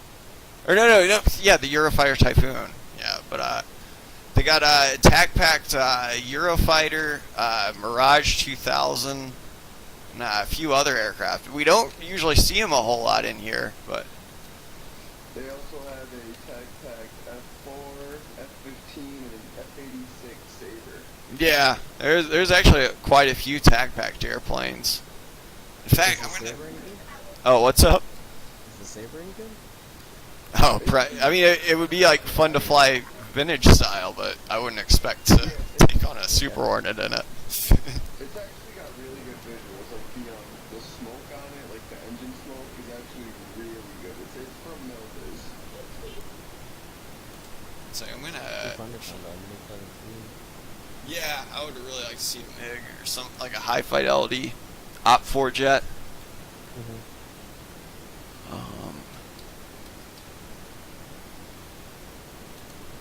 One second, I'm looking on VRS, and they actually have like a list, I think, on VRS. Yeah, I wanted to tell you, Doc. I thought it was really funny because I was on Captain's website earlier, just messing around. I was like, oh, it's been a while. I wonder if they came out with any new jets. It's been years since I've looked. And they haven't. But I was scrolling through and I totally forgot they had their own version of the TAC, the weapons. Oh, that's right. Yeah, I don't think it worked too well though, or it wasn't very successful. It did not work well at all. There was another one called Combat Pilot too that was supposed to come out that never. We actually had to test that one a little bit, but it was. I never saw any combat in it though. I don't know if the platform was ever intended to do that or anything, you know. But it furthest I ever got was like to the taxi around simulator, and it didn't seem. I don't know. Shoot, I'm gonna bite my tongue here. I don't want to step on any toes. Before there was any weapon systems, it was you downloaded it off the Symbiation, and you had to load up a flight, save the flight, then you had to like load up that flight again, and when you hit reduce droppable objects, whatever like bomb you picked, like for the effect, it would do that, like it would drop the bomb, it would just drop out of nowhere, so you could do it out of any jet. It's more of an arcade tac pack than a realistic tac. Yeah. It was like Could you actually like kill anyone with it, or? No. It didn't even work in multiplayer because you had to go into free play, you had to load up, then you had to save that flight, and then you had to load back up that flight. I honestly forgot how to do it. It's been years since I've had it, man. Years. Yeah, Scotty, Arma, I know FSX, we got the Eurofighter, then Arma is, they're definitely, I think in that mod pack, even, or in our mod list, there should be a lot of British weaponry, equipment, and stuff like that. Granted, with the Arma 3, unlike Arma 2 and 1, you can kind of customize your kit a lot more, you know, so it's not necessarily like any soldier, you could turn into a British soldier, so to speak, you know, or a, 22nd SAS member or something, you know, complete with a gas mask and everything. I know that's not what they always wear, but... Oh man, I gotta get a better computer. I want on the 3 so bad.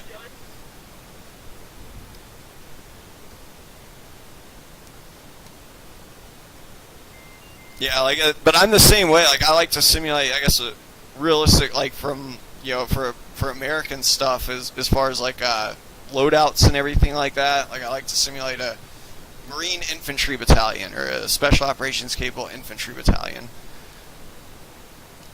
That was what I used to be able to do in the Marine Corps, or was able to do in the Marine Corps, or for the Marine Corps, actually serving as a Navy corpsman. But I feel like I have more, I feel like I know what I'm doing a little bit better.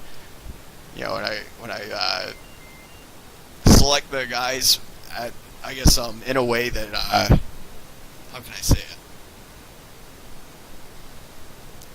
I guess I select them in a way that I know is realistic, so to speak, or what would have been somewhat realistic for my deployment or whatnot. You know what I'm saying? No, I do. Yeah, that would be cool. We could get yeah,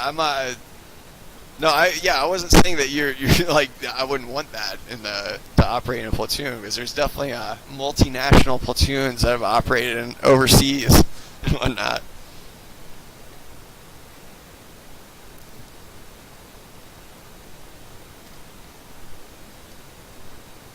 Holy crap, we're making excellent time, 136 miles. You guys want to do the cha-cha slide in the jets? The what? To the left. To the right. Yeah, NATO joint ops. 2 half this time. 2 half this time. Oh, yeah.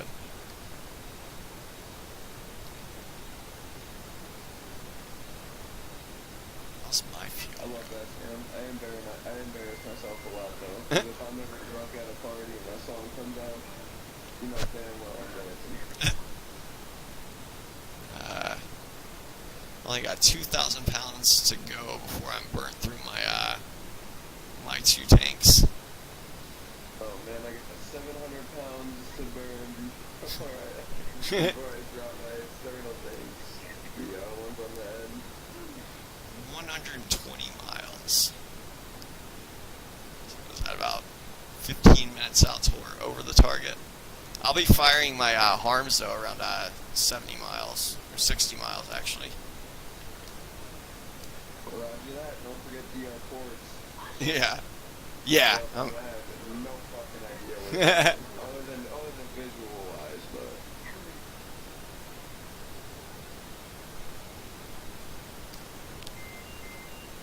keep on getting that master caution for home fuel.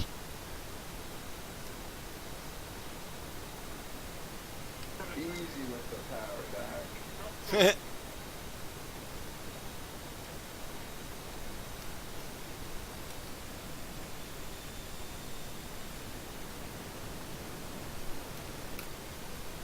Or even 25,000 pounds when I get there now. Holy crap.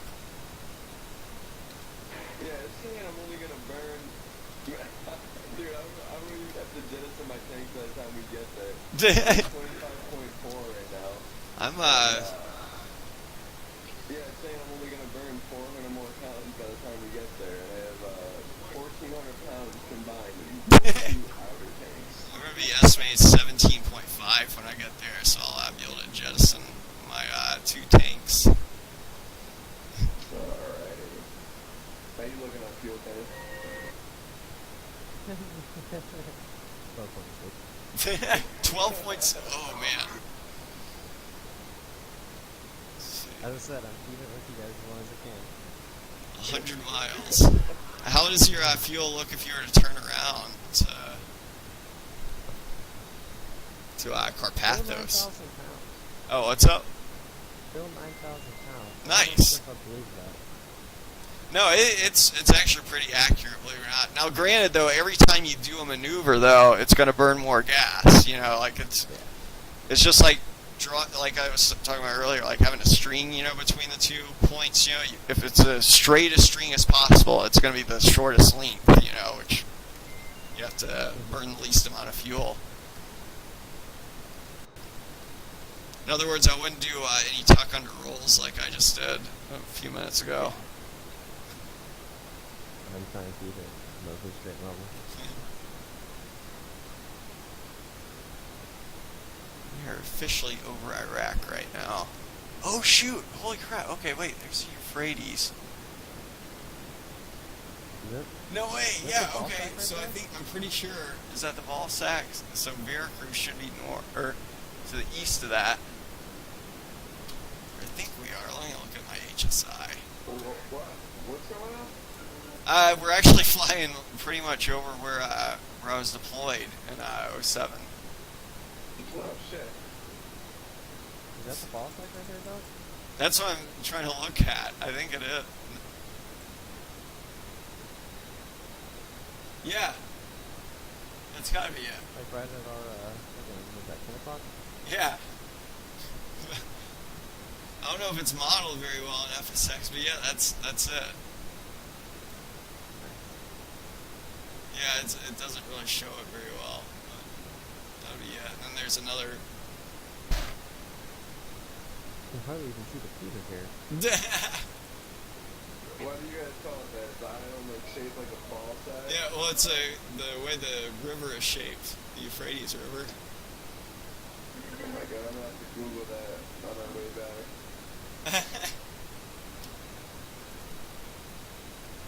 Not because I like looking at balls, obviously, but What you do? no. No, No, wait, it's got to be way further back. Okay, so that's beneath the dam. That's why it didn't look like a ball sack. So the ball sack would actually be back there. Yeah. I was looking for the border with Syria. My bad. I got excited over nothing.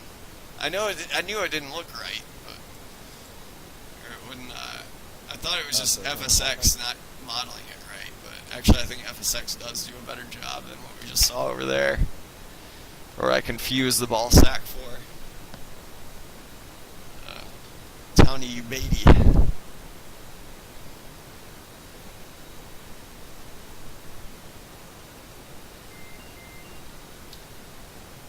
Junior does not take care of his jet. Like, flash snapping and stuff.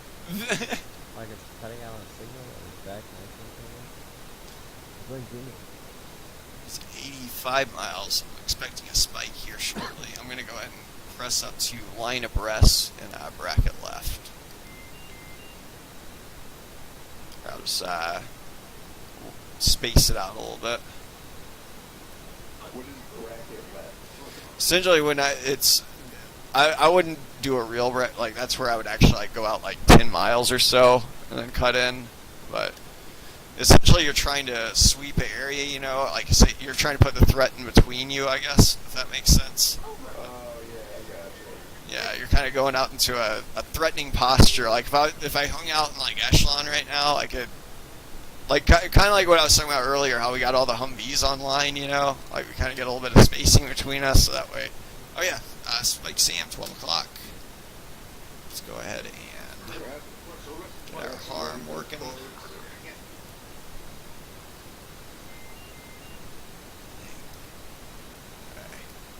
Nice, Spike Sam, 12 o'clock again. I'm going to go ahead and go nose hot. And I got coordinates for you if you're ready. Ready to copy. Yeah, that is going to be 33 13 16 16 20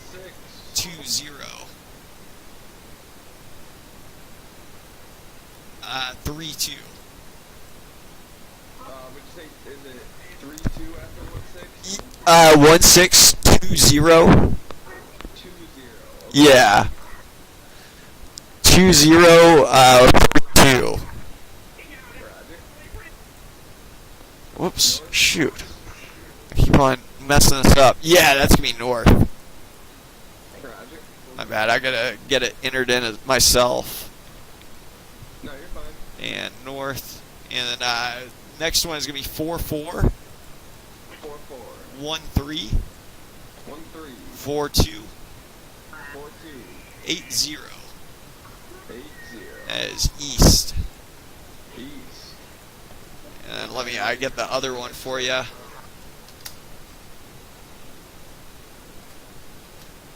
This other one, I'm gonna go ahead and get a fresh waypoint to plug it into. I'm ready to tell you the coordinates. Ready to copy. Yeah, that is going to be 33 3-3. 13 1-3. 34 3-4. 07. 0-7. That is north. Yeah. And the other one is 44 4-4. 15 1-5. 28 2-8. 98. 9-8. East. Yep, that is east, my bad. I'm plugging it in myself. No, you're fine.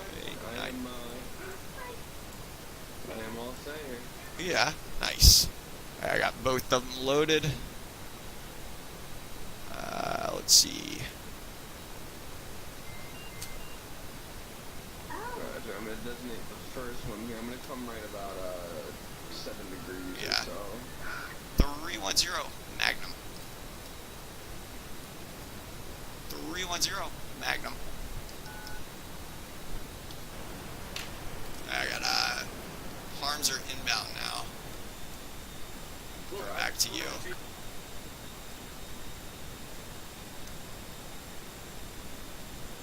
I pushed up a little bit further because I wanted to get those away. Because if we're going to continue at this same course and speed and everything, like we're likely going to get into range of the SAM site before the SAM site's destroyed. Alright, yeah, you're fine. I'm back on course. I got the first SAM acquired. Actually, it's through Syria, Scotty.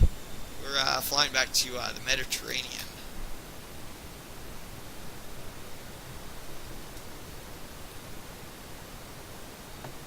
I'm going to, once the SAMs are destroyed or the radar sites are down, I'm actually going to get a lot lower than 40,000 just so I can make sure I hit them. Oh yeah, that works. We can always go right back up. Yeah, I'll probably drop down to probably about 10,000 or so. Yeah. I'll get pretty low.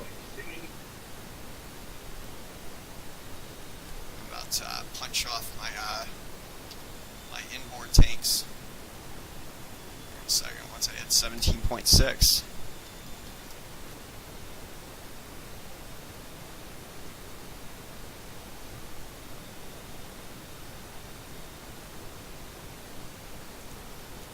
Take a look at the Still got 1,000 pounds in my two tanks. They're 500 apiece. yeah. So the SAMs are about to get, or the harms are about to get there.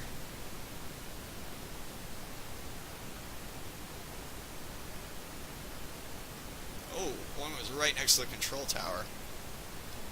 Yeah, 310 hits in target area. Additional targets remaining. Alright. Oops, that's not the. Whoops, and it looks like the other one got hit as well. Hopefully, I'm still getting the spike from the second one. Yeah. Did you already start dropping down, I'm assuming? Oh yeah, I see you. Alright. Not yet. I will Yeah. here in a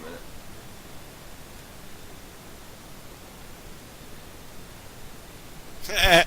That's what we got Kenny for, Scotty. He was packing the two AIM-120s. He's our guardian angel on this flight.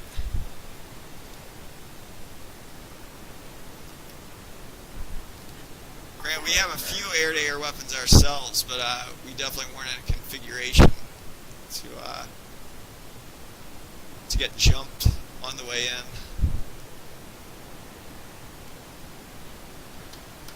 I'm on my way down to that. Yeah, I see ya. Alright, I'm just gonna stay right up here at 40,000. Yeah. Alright. Huh. I'm like cut way back on my power. Do you still have the same site out there? Like a quarter throttle right now. Yeah.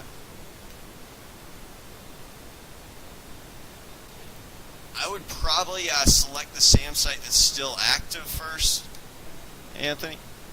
Alright, yeah. That's what I would, because if you start going after the other one, the other guy will start shooting at you. It'd probably be in your best interest to kill him first. Yep, he is still active, so I'm going to drop way on down. Roger. Yeah, I got a missile right now. Yeah, start really dropping down because we're about to eat that missile. We're close. So this is actually, we're in true danger right now. We're losing a jet.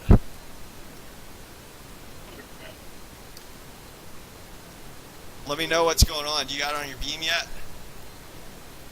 No, not yet. Outrunning this missile right now.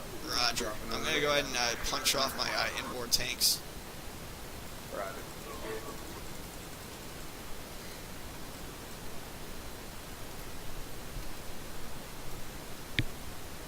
Yeah, that's lock this guy up, I think. Fuck. 310, engage defensive guideline.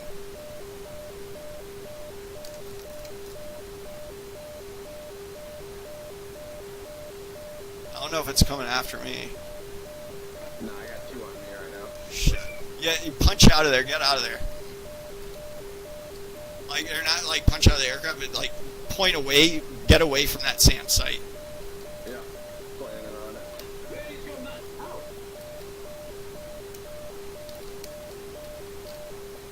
Alright, there we go.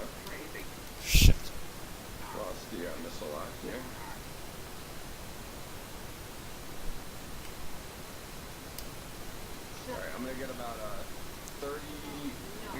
25 miles away. I'm gonna come in and try for a hit. You're not gonna be able to do it at high altitude or anything. I'm trying to make my way there right now. Alright. 16 miles. Alright. You guys should be hitting like 40,000 now.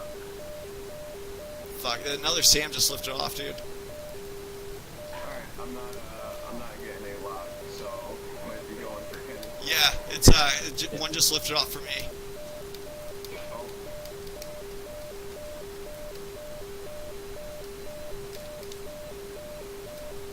I'm trying to charge this thing. Alright. God damn. There it is.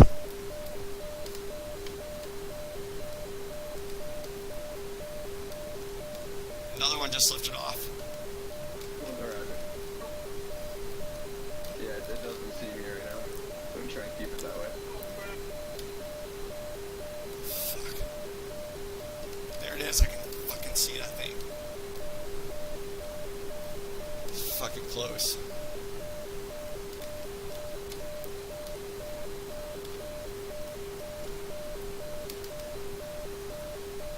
Damn it, I'm out of flares and chaff. I'm trying to pull into this thing.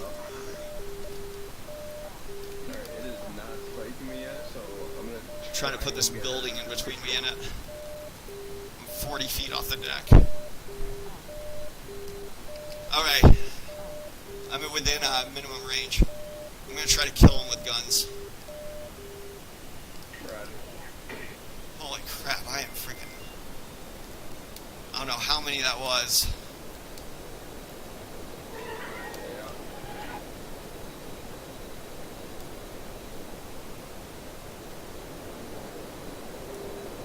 Shit, he's locking me again. Hopefully I won't squeeze off of it. I'm very low right now. About 200 feet off the deck. It's locking me again. Yeah, get away from it, dude. You're defenseless right now. There's no point in pointing your nose at it right now. It will only kill you. Oh, really? Yeah, like all you got is a bomb for it. So unless you think you can close within minimum range for that, you're gonna be a dead man long before you get there. Well. Hopefully I can pull some sort of miracle off here.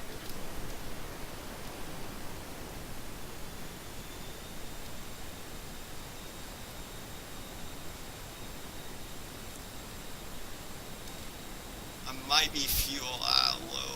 You get away from it, dude. Yeah, point your ass at it and plug it in burners, because it's gonna kill you. I can promise you that it will kill you. Yeah.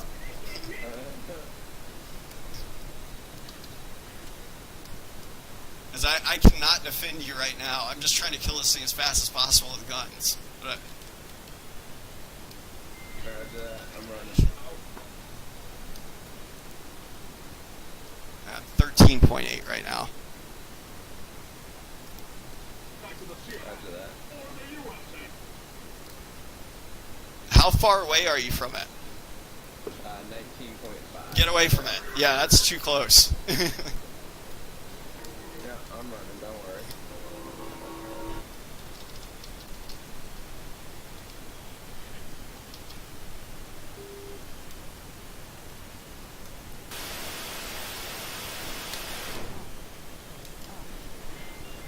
Shit. I don't know if I killed it on that one.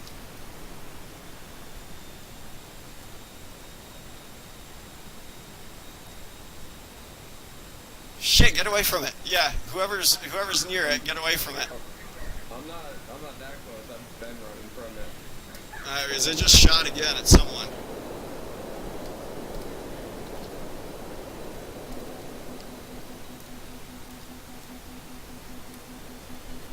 Yeah, it's shooting again. Whoever that is needs to get away from it. Like, put it at their ass. The only one who should have their nose pointed at it right now should be me.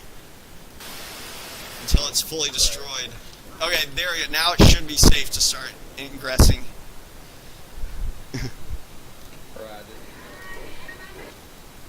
Alright, I'm fuel low right now, or 13.1. That's not really fuel low, but I am bingo. So I'm gonna start climbing up to where Kenny is and go rendezvous with him. That's cool. Is it destroyed? Yeah, I got it with guns. Still got 204 guns remaining, and I am Dakota with everything else as far as air to ground ordnance goes. Roger, I'm out running this last missile and then I'm gonna turn back to it. Okay, there we go. Turning back to it. Holy cow! Man, I was nervous as man. I dodged like I don't know how many on the way in, but my hands are like shaking still.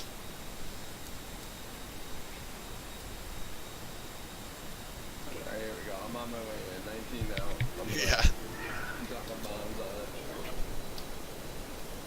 So how did it not shoot you down? Is it just... Because I'm really good at dodging missiles. Oh, okay, so you're saying you didn't believe in my capability? not with 1,000 or 2,000 extra pounds of bombs on your wing, unlike I had. And also a limited 30% roll rate. You know, I'd already jettisoned my tanks. Yeah, I wouldn't have been able to dodge it like that. I don't think. Right. Well, I just burned through a lot of my fuel, and I'm actually empty on my two. What up, Agent? Yeah, Agent's watching. And they're gone. Alright, I'm hanging out at angle 36. Roger. I got 60 seconds until release. I got someone at Angels 37.6 Mach. They're unknown. Are you MCon, Kenny? Yeah. Ah, okay. I see you. Headed out your way. Alright, I'm actually heading on 100. I want to be coming back to the right. To my right.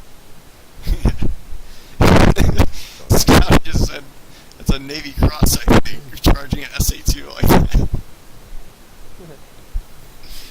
Oh, man. It was, 10 seconds to release. I don't know if they give out Navy Cross for sheer stupidity, Scouty.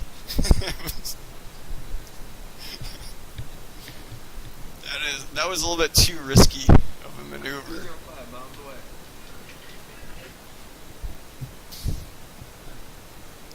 I know I dodged at least 3. Through 3 telephone poles. Nice.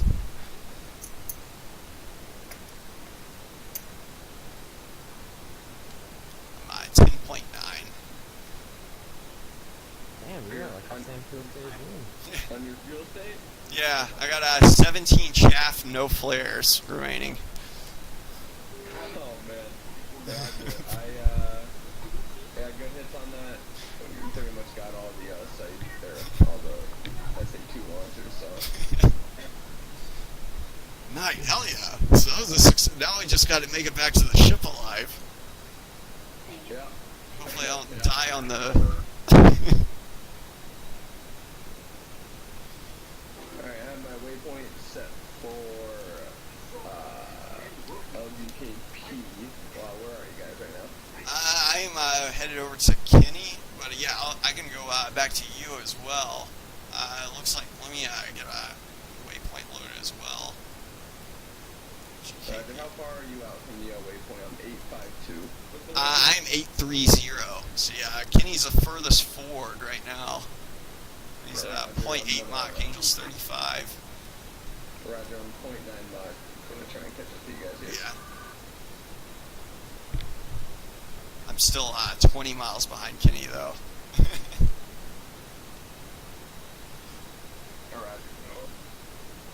You tracking me right now, right, Doc? Yeah, I'm looking at you. You got my spike? Yeah. Yeah. Actually, I have 2 spikes. Yeah. Shit, I was about to say, I have 2 of them. I'm actually gonna slow it down real quick for you guys. Yeah. I'm at 0.81 Mach. Roger, I'm showing 150 or 160 knots closure right now. I can barely see your contrail on the horizon.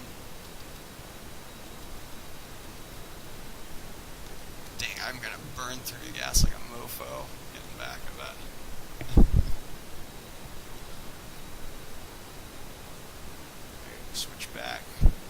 I am Nutella has joined the game. I am Nutella.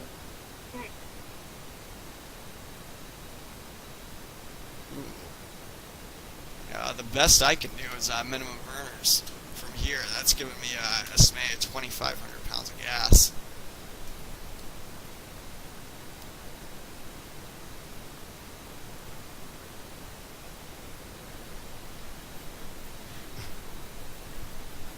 Yeah, while I was engaging the SAM site, I saw I saw it kept shooting at someone, or I kept on seeing telephone poles lifting off.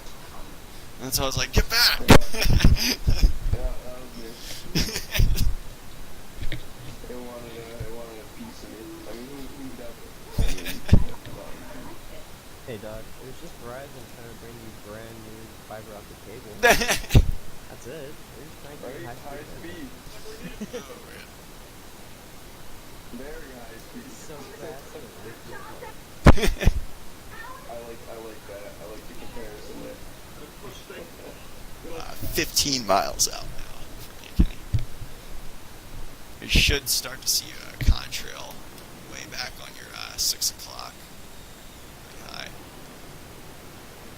I'm at Angels 42, so probably 6 o'clock high right now. Or maybe 5:30-ish high. You got contrail. There he is. He spawned in. Default Hornet, I think. I'm coming left right now to you guys. What's your altitude currently? I am Angels 42. It's 42, rather. Granted, though, Kenny's at Angels 35, though, and that's what I'm going to be going down to again. I'm at Mach 1, Angels 42 for right now.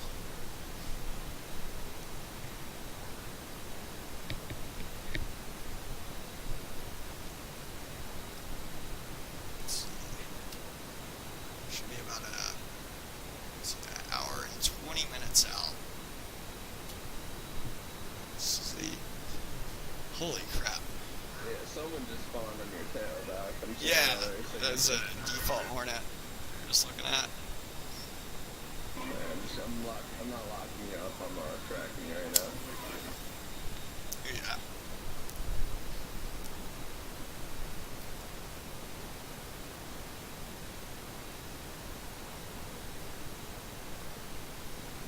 Uh, 10 miles. Okay.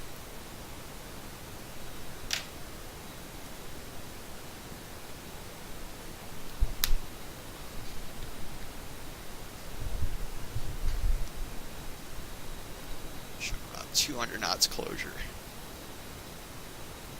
Roger. Closing on you at 120. Yeah. What's my fuel look like? Oh yeah, I need to go back into nav mode in order to see that.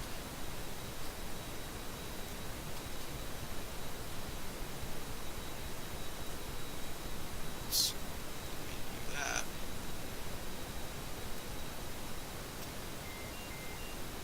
Silent. There we go. I'm gonna go nose cold for right now. I'm in visual range. Are you, Kenny? Roger, I'm starting to start speeding it up a little bit. Yeah. Yeah, down 0.7 miles. Roger.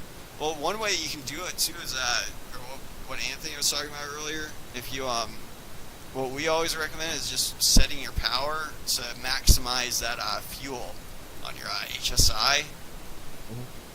Like essentially, you'll notice as you like give it a little bit more power, you'll finally find like a sweet spot where it maximizes. And then you'll leave your power there.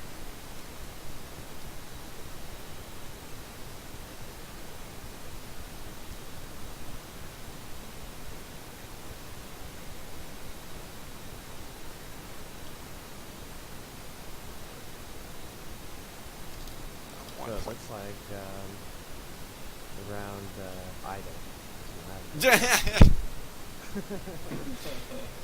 It's probably gonna be like minimum burners. Is gonna be my guess.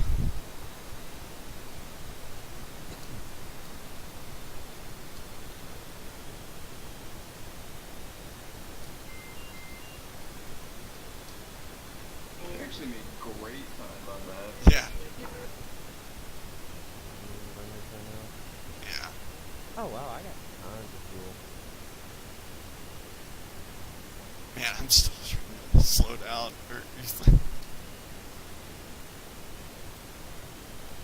I'll have 5,000 by the time I get back. Yeah. Dude, that's a really good test to show the legs, you know? Yeah. Like, I had 14 this entire time. What are you at right now? 10? I'm 8.8. So I'm going to be landing with about 3,000 pounds. Or 2,500 it looks like. We're just cutting it close.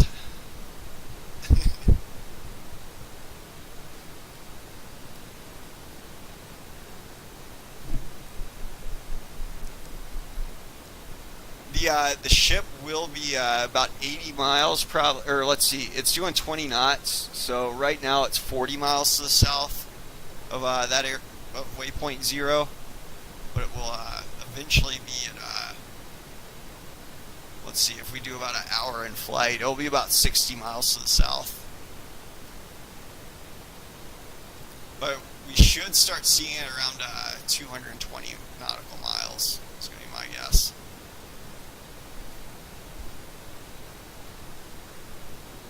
I actually have a couple on to carry right now. Yeah. Do you mind going barrow hold by chance? Because we are at that altitude, and we probably don't want to get too much lower, because we'll probably start burning through some gas and unable to get back. Yeah, appreciate it. 1.5 Mach closing. Yeah, I got it to 1.3. Is that with your tank still on? No, I did this in every single one. I ran out of gas. I ran out of gas trying to dip and dodge those missiles that Yeah. fucking coming after me. It burns a lot more gas than people expect, dodging a missile. Oh yeah, I am burning a lot right now, but I'll start at about I'm at what's it called? What am I at? 10.9. I'm in full burner still coming up on you guys. We're 0.97 Mach right now. Alright. Looks like that default Hornet is coming up on us too. My rear view. I mean, I guess a little bit higher on altitude. Oh, go for it. Alright, I'm going to take up to about 38. Showing about 4,000 actually right now on estimated fuel when we get there. Yeah, at least we didn't have to dump today. Oh, I'm gonna fly right fucking past you guys. Oh, maybe not.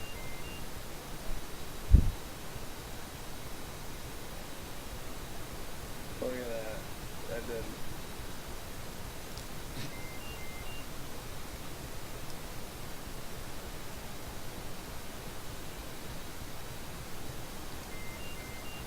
Man, darn home fuel master warning keeps going off. I don't want to silence that alarm either.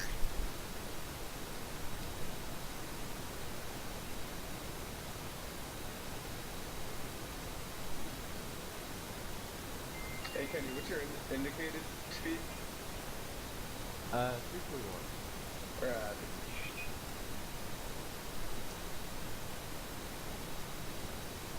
340.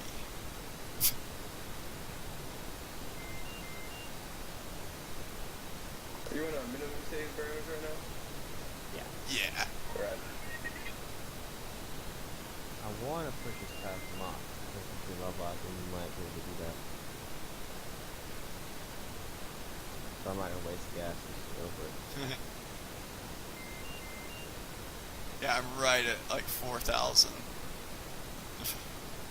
If I go any more than burners, then I go to 0.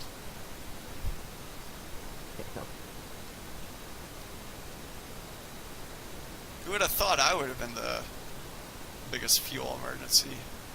The lowest amount of gas. Right?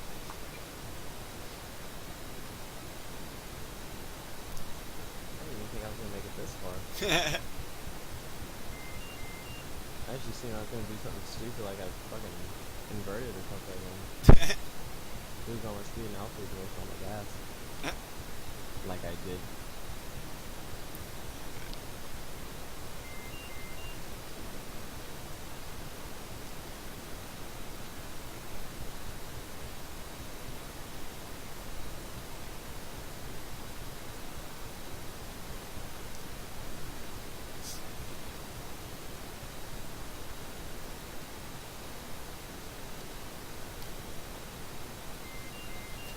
I'm gonna try something really stupid.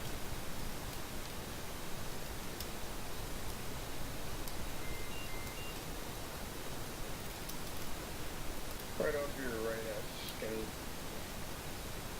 I got you on Or right, sorry. that starboard side.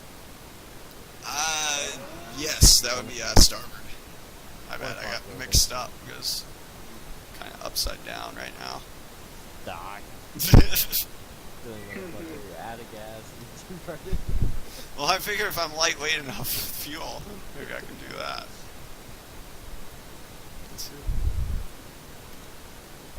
No, but I'm not wasting too much. I'll just do that. And then I'm not falling behind, hopefully, or anything. Remember that time that I remember it was a long ass time ago, but we were doing something. I just stayed inverted the entire flight. It was like an hour and a half flight and I stayed inverted the entire time. I'm not sure the engines would have appreciated that too much, or the fuel system. Oh, that was before we knew all that stuff.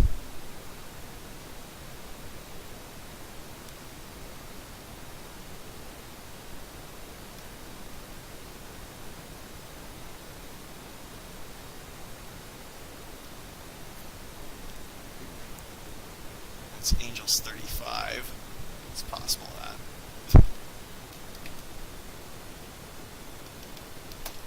Oh man, I cut way back with too much power on that. Yeah, I'll quit messing around. I don't have the fuel to mess around. Yeah, I told AA and Hard Knock. Oh my god, lag spike. I got you down at our, what is that? About Wait, 2 o'clock were you guys low. up there that whole time? Uh-huh. Were you guys up there that whole time? Yeah. Oh my god. Why? I What? was beasting so bad. I was flying right off Kenny's wing that whole time.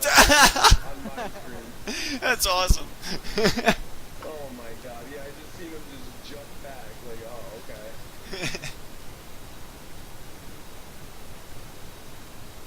Jesus. Uh-oh, watch out. I would stay low. Oops.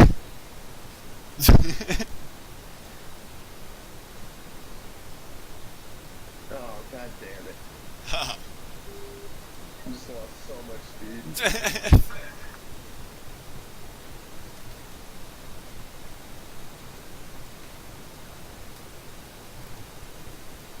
Let's see.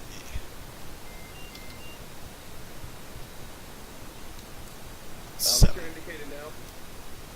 326. 326. Yeah, actually, yeah, 325. You're actually supposed to call them out by increments of 5. But I know that's the way it was on the Blues. We never called their exact number. It was always rounded to the nearest 5. Alright.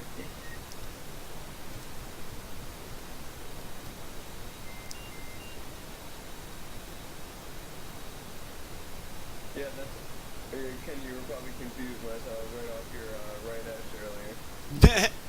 No, you're not. I was looking at you and I was like, down in front of me to the right. Yeah, no, on my screen you were right in front of me.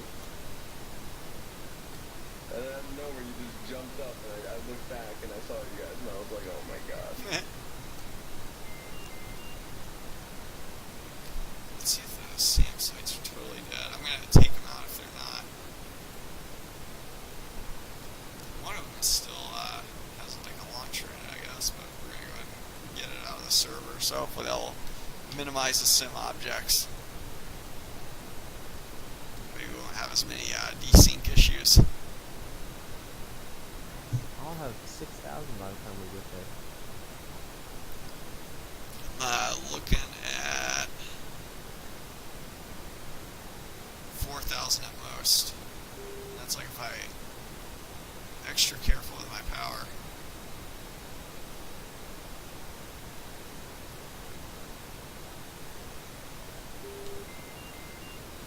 Yeah, in fact, I don't know if I'm going to be able to hold formation because I got to set a specific power in order to make it back. In fact, yeah, I'm going to go barrow hold for right now, I think.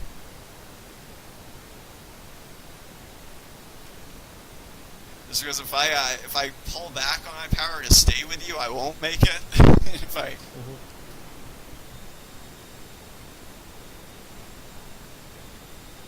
so I kind of have to maintain exactly. Do what you gotta do. Oh man.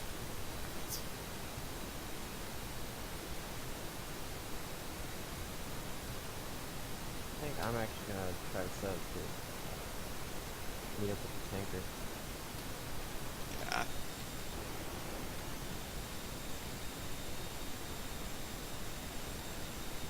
Keep in mind you are still FPH hold, so you are still climbing right now. You might get out of the maximum fuel efficiency. Yeah, I'm actually on there.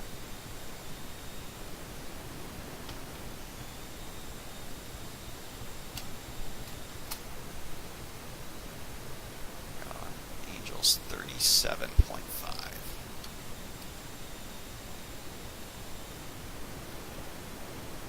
Chasing the sun.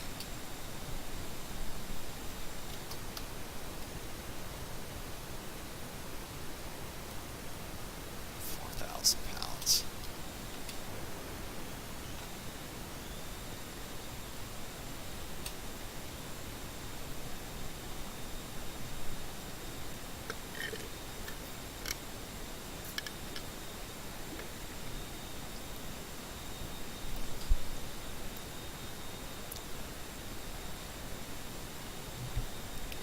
This might actually be the longest range Superhornet strike that has ever been streamed in the history of the world. Of Warcraft. Is it you know it didn't happen in DCS. The maps are only 300 nautical miles long at most. Yeah. You know it's going to happen to any other platform, and yeah. I bet someone's done it. Or actually, I don't know if they've streamed it before though. The whole flight. But that is if we make it back successfully. It's still the biggest. Hopefully. Yeah. I think we will, honestly. Knowing my luck, you're gonna have to get scraped off the back of the ship or something like that when we land. What's your guys' fuel state look like? 7.2. Nine Estimated 4,000 pounds. 9.0.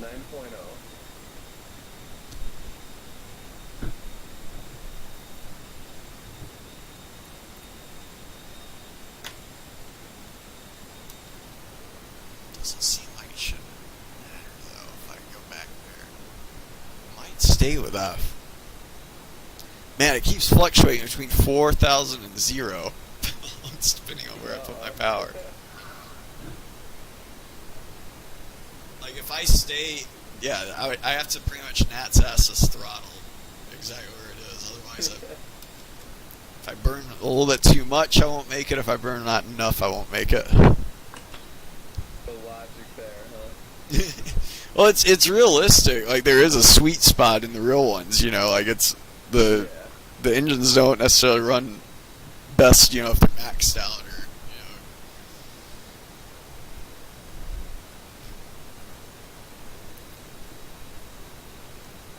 I'll be right back to the Yeah. Alright.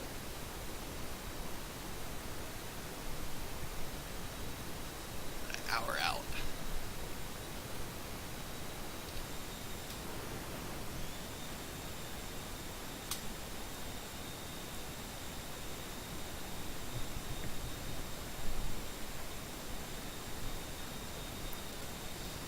man, though, that was freaking nerve-wracking charging at Sam.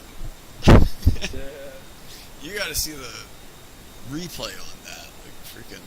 Yeah, I really do. I really want to see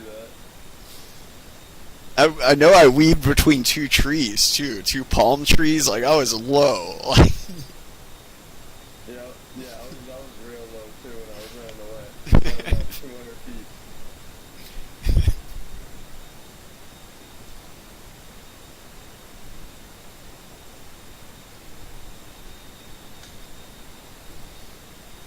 oh, man.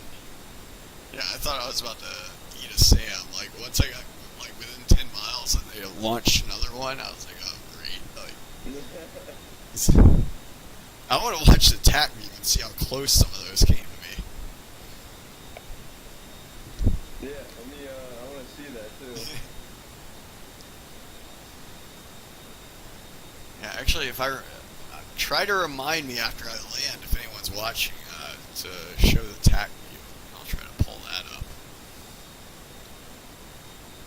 I am Nutella has left.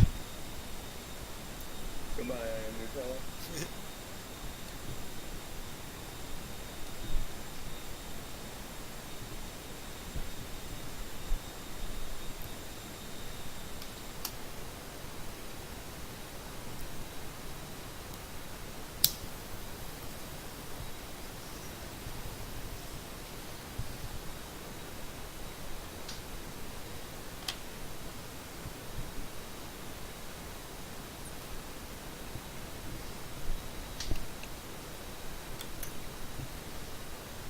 Oh shoot, Agent messaged me on Facebook too.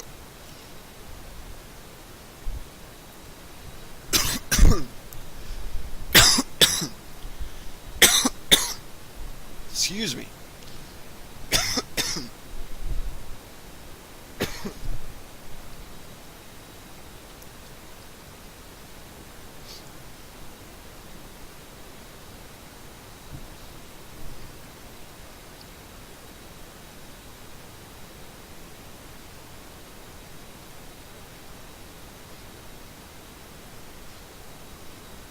Tell him I was dodging some Sams back there.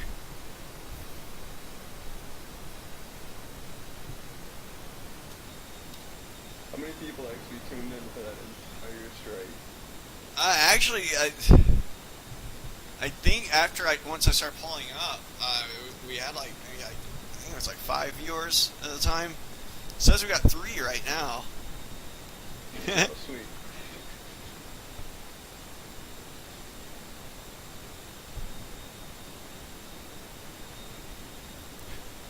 I'm gonna tell him I can't believe I didn't get shot down.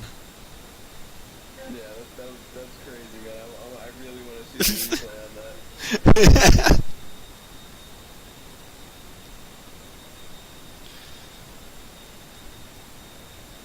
Oh shoot, battery, what the hell? My phone's run low on batteries. Uh-oh.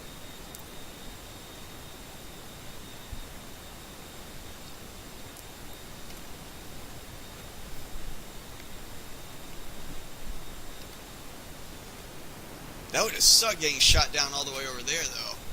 Freaking ships helicopters don't have that range to go pick us up. No, definitely not. They could probably get us from here though if we bailed out. What's up?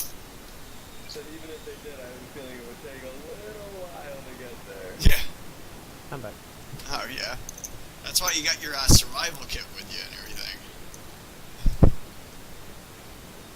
The thing is though, is for like naval aviators, if you punch out over the ocean or something like that, like there's a lot of environmental factors that will contribute to your demise or success. You know, if you're gonna get. Right. Because if you like punch out like 200 miles from a ship in like the Arctic or something like that, you know, like over the ocean, hypothermia is probably going to set in, even if they have the fastest helicopter in the world. You know, it's at best they might be able to get an Osprey out there, which is probably like the fastest thing they could get out there to pick someone up. You know, but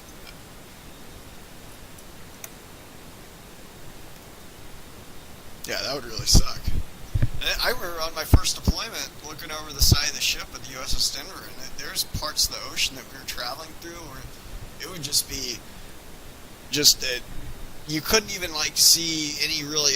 I mean, you could see blue obviously because the ocean's blue, but there were so many jellyfish just in the water. Like the ship was powering its way through a sea of jellyfish. That's awesome and terrifying. Yeah, like better not fall overboard. Right? And I was thinking, if you're like a pilot and you were to eject over that, like, man, I don't know, like, how quick someone could survive in that, but it couldn't be long. Like, no, definitely not. I wonder what's worse, shark infested water or jellyfish?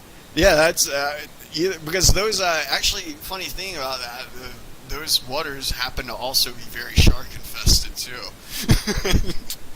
2-for-1. And also, like, in the process of ejecting, there's a chance you might get injured, where, like, you're gonna bleed in the waters. Oh, even better.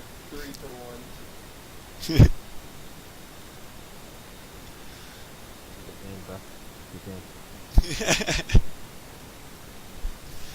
Yeah, like, I'd imagine, like, if you were a rescue crew, you'd have to work really quick. And then there's, usually they'll send out a rescue swimmer, but that might not do any good, if the water's infested with jellyfish, No. It's just going to become another casualty. Hopefully you got something that you can just lower into the water that you can grab a hold of, maybe, and pull them up.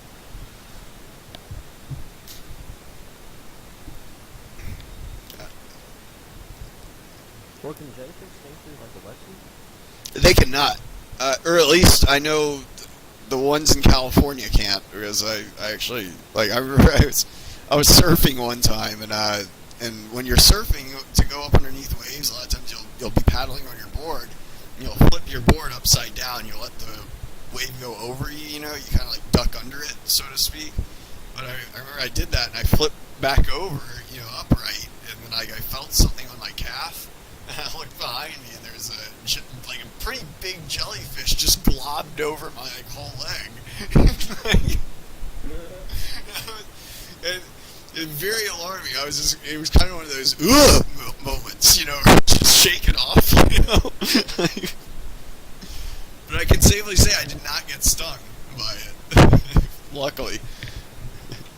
But I had that would have been 2 millimeters of neoprene, I guess, between me and it.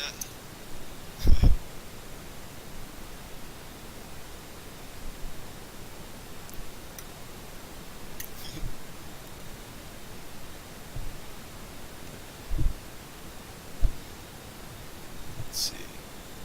Oh, wow, I'm actually higher up than you guys. That's weird.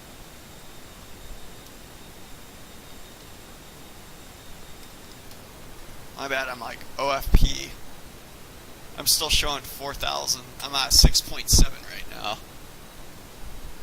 About 7.9.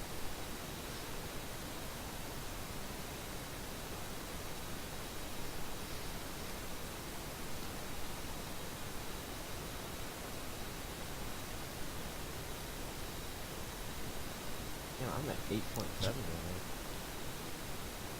That's honestly, like, so funny. He started off with the least, ended up with the most.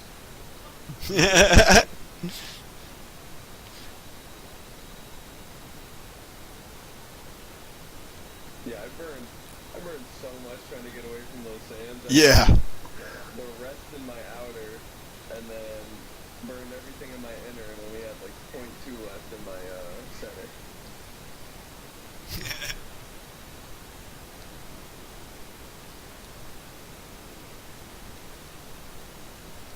I've added my messaging agent on Facebook.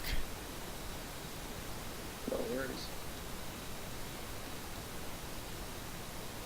Tell him I'd have to get used to the G's if we were, if the shit ever hits the fan, we'll have to go steal one of these, like a F model. But, I'll help you out. But Turn it into a real 415. yeah. No, but yeah. One of the biggest things though is that you wouldn't be used to the acceleration forces. You know, so if you, great, I actually somewhat confident like I could probably get into a real one and fly a real one like without crashing it. You know, I'm not saying I would do it, you know, like perfectly. You know, I'm just saying that like I could probably get in one, fly it, and then walk away from it, so to speak. You know, but like, but the one thing I would not be able to do is acceleration forces, like the G's. You know, like that does take getting used to. I guess like on someone's first flight, like yeah.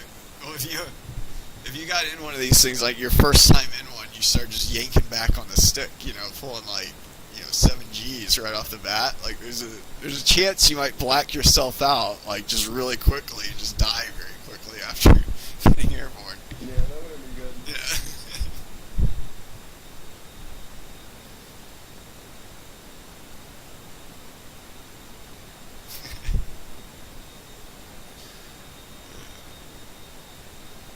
Yeah, there is a lot of things though, you know, you'd have to know that the simulator wouldn't necessarily prepare you for, I guess, like how to get yourself into the seat, for example, like, or how to pop the canopy. A lot of people don't know, like the door right there, you know, that does that. Like once you get in, like there's like 2 more straps on the ejection seat. A lot of people wouldn't know to put on around their you're supposed to put them around your shins, essentially. So they're like 2 like extra seat belts almost, and they're really loose at first. But the thing is, if you pull the ejection handle, you don't want your legs still sticking out where the rudder pedals are. You know, as the seat separates from the cockpit. You know, like so essentially those straps, when you pull the ejection handle, it's gonna tuck your legs in really close to the seat, so that way you don't get broken on exit. In case you get, you ain't got no legs. it's probably in your best interest if you're like ejecting over hostile territory, because you might have to run really fast after you hit the ground.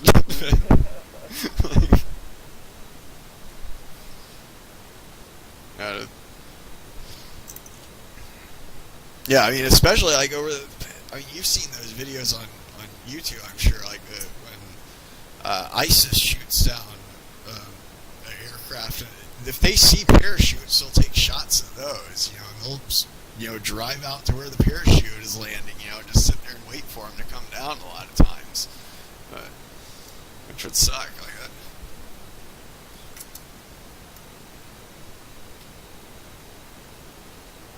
I would just probably like cut the wires on my chute and bottom my deck. I'm wondering if you had a reserve chute or something like that, like a secondary chute, like after your first one popped. I wonder if you could like separate from that one, the one that's automatically done, and like pop a second chute, so that way you decrease the amount of hang time, you know, so that way you can get to the ground faster and start running. Right. Because I know there's a way you can make your seat, because by default, I think the way that this is a Navy crew ejection seat made by Martin Baker Company. It's a British company. Gives you a necktie every time you use one of their seats. But the thing is, if you eject, like say if we were to eject right now, the seat will actually continue to fall. I think it's all the way down to 15,000, and then at 15,000 there's a little barometer in it that actually tells it when to separate, you know, or like when this in the parachute's actually built into the cushion, so by virtue of you strapping yourself into the seat, you're already wearing the parachute. Now the drawback to that though is say we're flying over Mount Everest, which I think peaks at like 30,000 feet, and say we're flying over it right now and I get shot or something like that and I have to eject, that's not going to do me a whole lot of good if my seat automatically deploys a chute at 15,000, because I'm going to be a splatter on the side of Mount Everest at 32,000, right? So that's why you have this thing called the manual override handle that's right behind the arm switch, and that means that you can pop your chute early. So like say if you see the ground rushing up and you're like, oh, the ground's higher than 15,000. And don't quote me on that. It might actually be different. It's been a while since I looked at the NADOPS, but but there is an altitude that it's set at, and essentially if you're going to hit the ground before you reach that altitude, you can use that manual override handle, and that will pop your chute early. Hey Kenny, I need a break from formation, so I'm going to cut off to the right, maximize my fuel state here, and just Hopefully if you land on Everest, though, you'll have oxygen, or you'll be acclimated, or you start getting off the mountain ASAP. If you're too high up and you land in...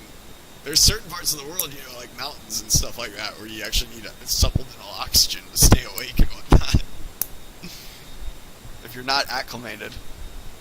Alright, there's 4,500. Oh, on your estimated fuel state? Yep, when I get back. Oh man, you're only 500 pounds heavier than me when we got there. Yeah, I'm at 7.0 right now. Oh yeah, I am 6.3. Alright. 8.3. Makes me want to face palm so hard. Oh man. It's like, come on, he had to jettison 2 of his tanks before I even need to jettison one. You've already jettisoned your center tank too? Yeah, I burned through all that fuel when I dropped down. Well, granted, I burned through mine, but I always hang on to my badge of honor. Nope, they get a middle finger right to their face. I almost died for you, fuck the tank. Oh man. Possibly in that same boat coming up, but they might hold on to it. Let's try to at least. It doesn't cause that much drag though once it's empty, and it doesn't since it's center line. It's not messing with anything on the wings. You still get your full roll rate and everything. So it's. I think you might get a tiny bit less drag without it, but it's not. I don't know. I think it's worth holding on to for $15,000 a pop. Well, it's been gone buried. Are we still? Oh, Yeah, cool. we're still feet dry. It's cool About to be buy feet wet. It's cool to buy like a used like shitty centerline tank from an Epic Green. And turn it into a water cooler. You can actually buy them on eBay. Like something, I don't know if they're not the Sergeant Fletcher 480 gallon drop tanks. I don't think, because those are still in use and whatnot. But you can find like the 600 gallon drop tanks that the Phantoms would use in Vietnam. There's like one dude that turned it into like a vehicle or something like that, like a rocket car. Fucking cool. I turned it into my grill. Fucking grow up on that shit. The 310 is feet wet.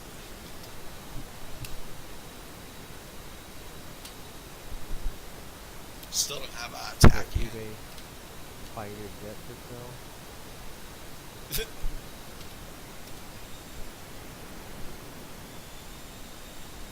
Vintage military aircraft shaft dispenser control, $30. What is it? It's a shaft dispenser control. If you hit the button, it spits out shaft. What kind of airplane though? $30, huh? Yeah, I'm wondering what kind of airplane that would be from. Dude, U.S. Air Force.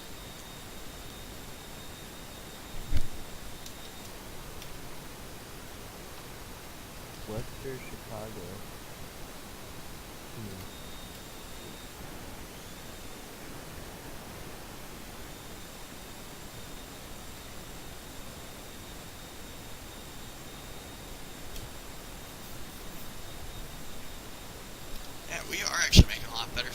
thought we would. I was thinking it was going to be like a 4-hour stream. I think we're going to make it there in, what's that, 44 minutes? So about 3.5 hours. But this is definitely the longest range strike we've ever done. Yeah, buddy. It almost ended halfway through when yeah. I wanted that SAM site dead though. We had traveled all that distance.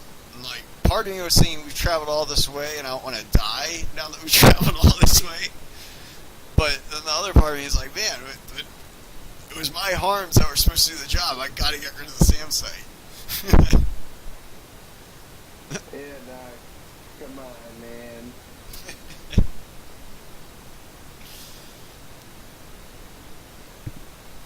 Then there was I thought that the harm had hit it at first because I saw a smokestack right next the tower at Baghdad International, but then I saw another SAM lift off, like off my nose, in a place that wasn't hurt yet.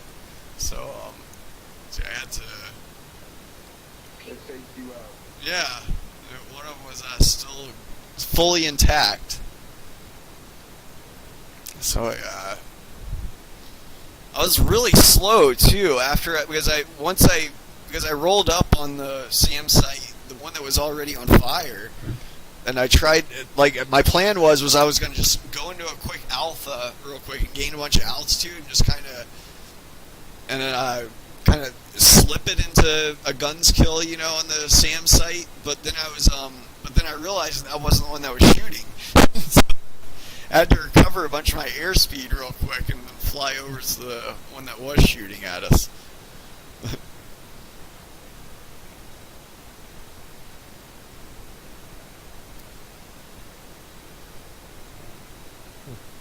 I cannot figure out where it's from. Huh. It's traffic control thing. Oh, really interesting. It might be on multiple aircraft. Like, I know, like, for example, a lot of Russian avionics components, like they actually build them for different aircraft, or like the same one is used in different ones. I think there's a lot of American aircraft that are the same way. How many flares does it look like it holds?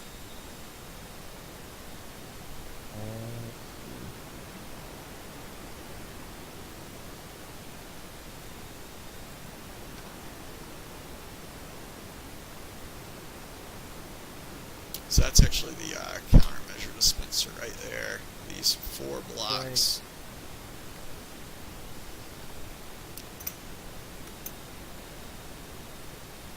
It looks like it has the capability to read a couple of thousand. Huh. Holy cow. That might be from like a 130 or something.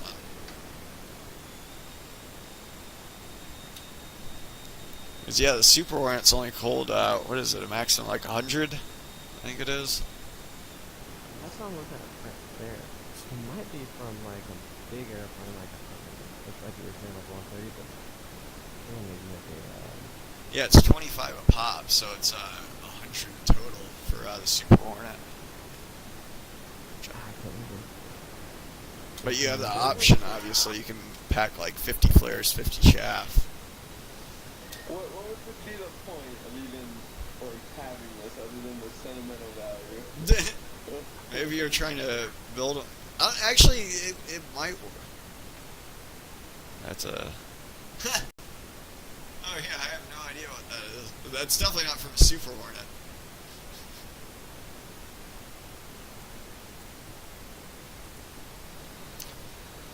I thought it was the actual dispenser container, though. Yeah, I don't know why they would have that. I was thinking, though, I mean, like, civilians might like to have flares, or some civilians might, like, especially like guys who do air shows and stuff like that. Because there's definitely private pilots out there that do air shows sometimes, Oh, man. Heck, I think that would be a lot cooler than having a smoke system installed on your aircraft. Although I bet there would be a lot of airports that wouldn't let you fly. Just like dry areas around the airports, they probably don't want someone popping off a bunch of flares at low altitude that might make it to the ground.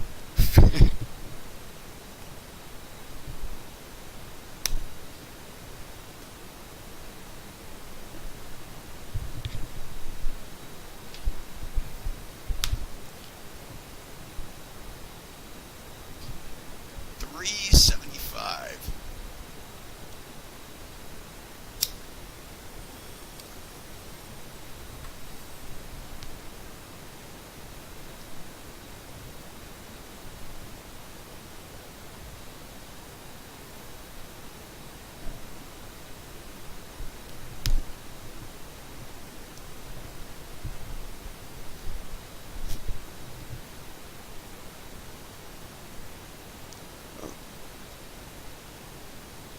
Shoot, catching back up on chat.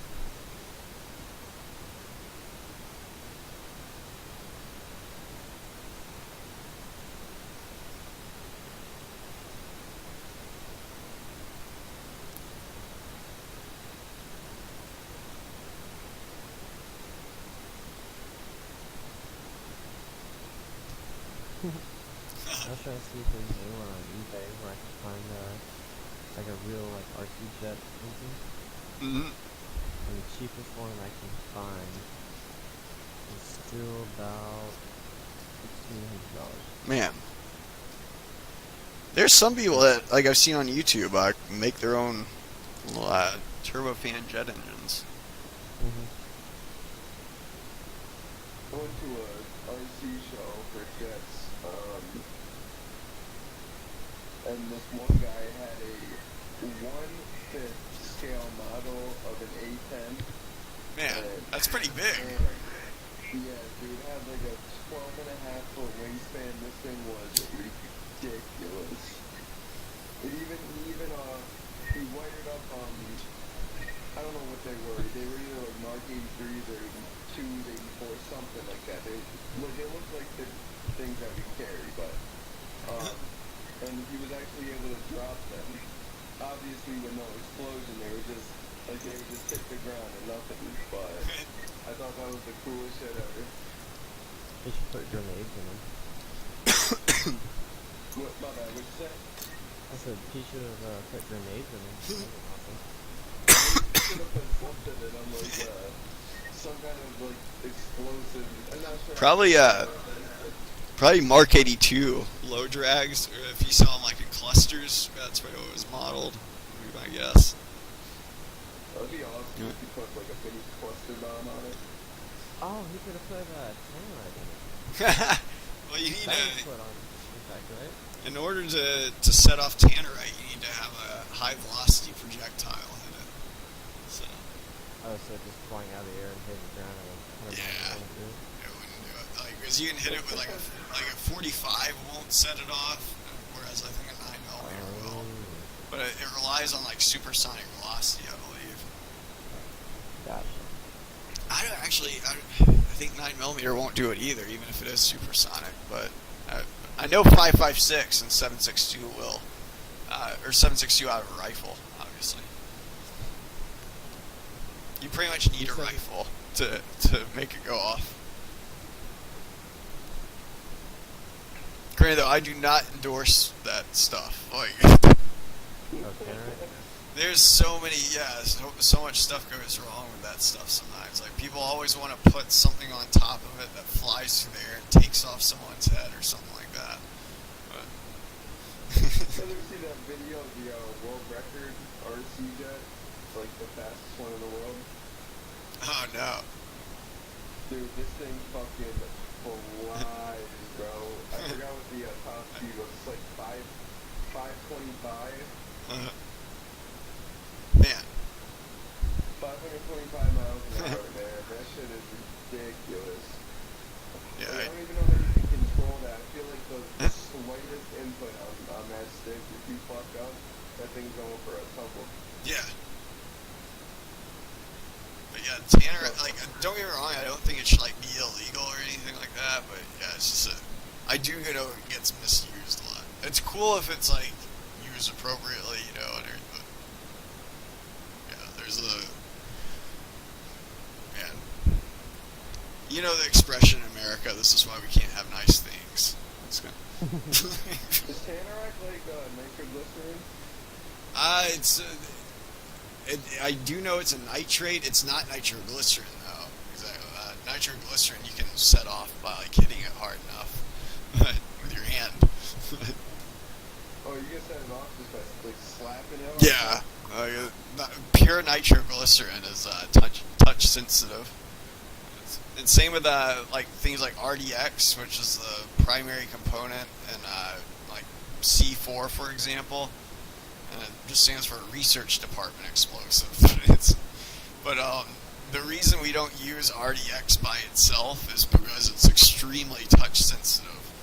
It's, like we usually mix it with something else, you know, like like same with I think Comp B also relies on RDX, but or no, I think at Comp B it relies on something differently.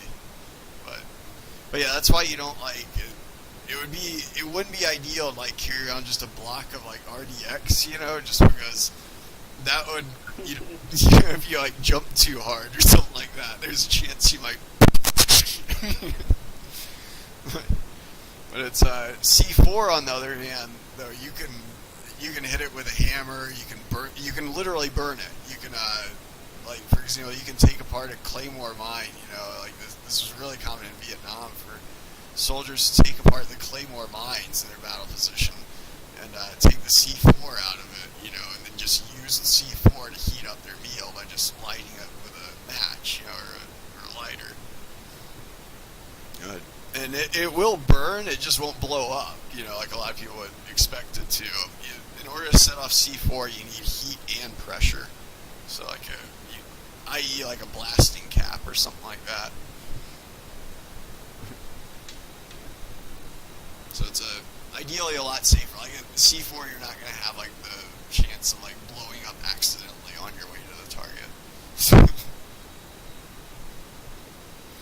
You could probably, you could shoot it too and it wouldn't go off, but granted, I wouldn't feel comfortable shooting it, you know, nearby, but supposedly you can do it.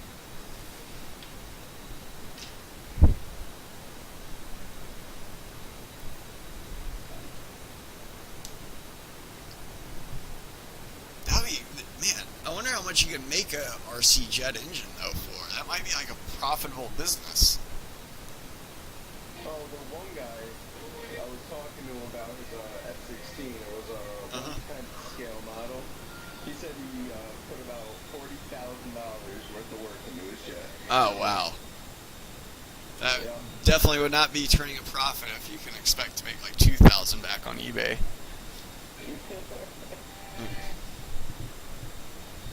I don't know, if you just like made the jet engine itself though, I wonder if you got good at it, you know, maybe if like I'm sure the first few times you do it would be more expensive, you know, and a worse product than like if you did it like 10 times, you know, you'd probably, you know, learn a lot of your old mistakes and everything like that and then get really good and efficient at making jet engines or something like that. Oh, there's a company that makes them. Oh, sure. Yeah, that would be I wonder how much they're asking though, or if you would beat it.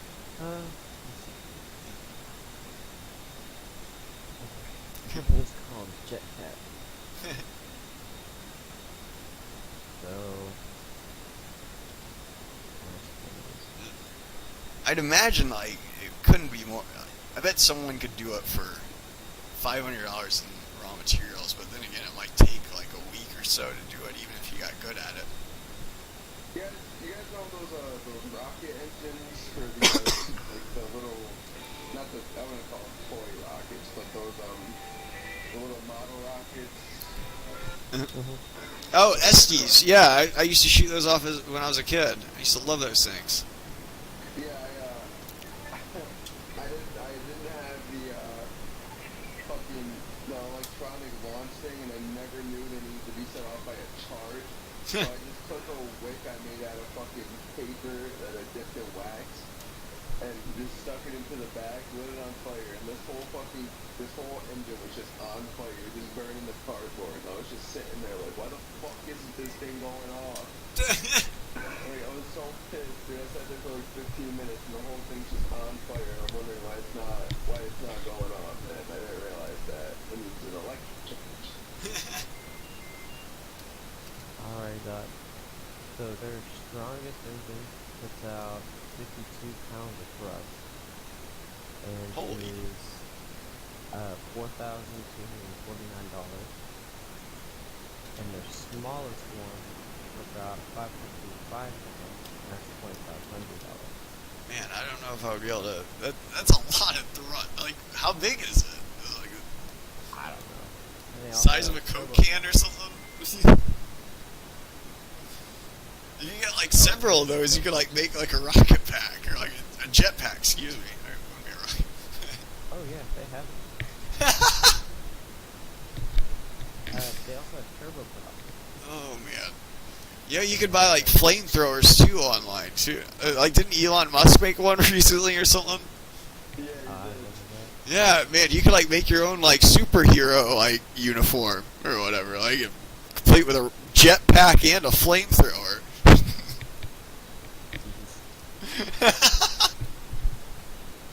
Granted, I don't know how effective it would actually be in combat. They would probably just shoot you down, you know. Like, oh, that's cool.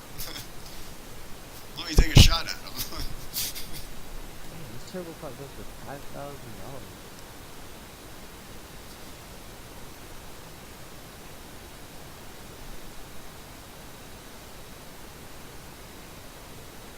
I'm actually gonna form up with whoever this is. Don't tell me who it is though.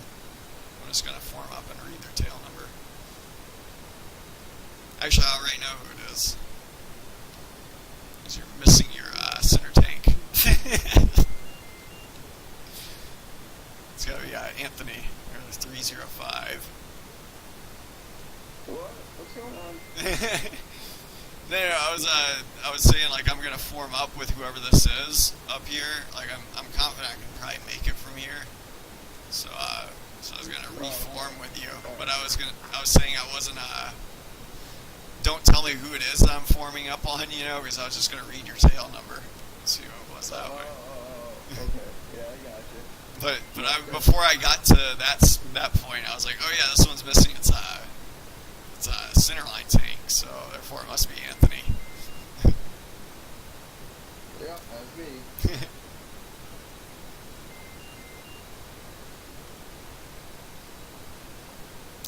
250 miles.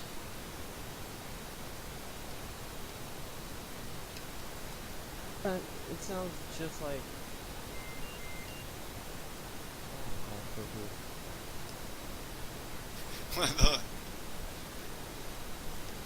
Your jetpack. Yeah.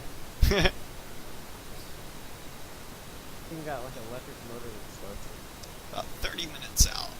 So actually, we are going to come kind of close to, if you're rounding up, to 4 hours. Q-face search. Wait, who? 3749 Yo Base. You see that? In chat? Yeah. I'm not sure what he's, I know exactly what you're talking about. No, I don't. The hell does that mean? Yeah, I have no idea. God, this dude's neighbors must fucking hate him. Oh, the dude with a jet engine? Yeah, I mean, I'm not gonna lie, I love the sound of it. Like, it sounds lovely, but if you're not interested in this kind of thing,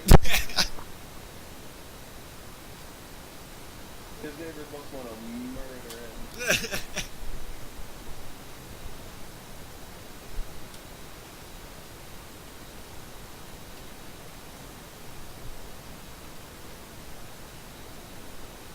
Jesus, look at how quick it sucks down the fuel, dude.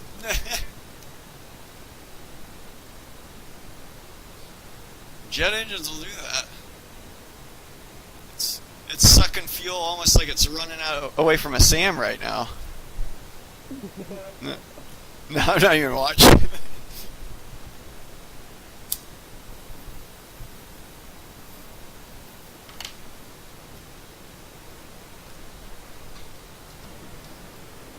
jet lag though. You guys ever heard one of those in real life? The small one like that? Yeah. Yeah, I have. They're actually really fucking loud. Yeah. We got a default Hornet back there. Oh man. Oh, great. Pull up in front of you. That's even fucking louder than that. Oh shit. 310 bingo fuel. Actually, that was my mistake. I set that way too low. That should have been up at 10.0. I'm going to reset my bingo to 3.0 though.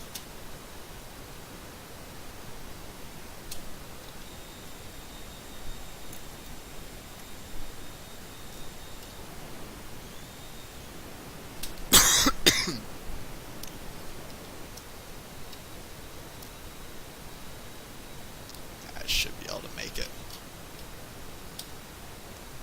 I'm expecting to pick up the ship here in a few minutes. So it should be 60 miles to the south. There you go. You can take over that jet. It's freaking loud as hell.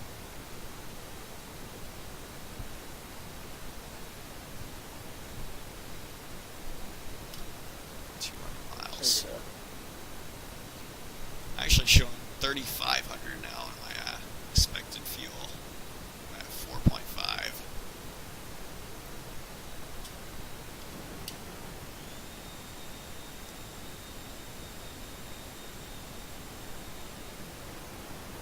Thing certainly sounds interesting.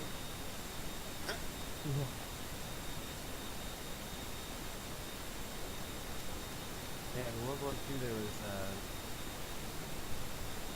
bombs that used to have pulse stick on them. They called them buzz bombs.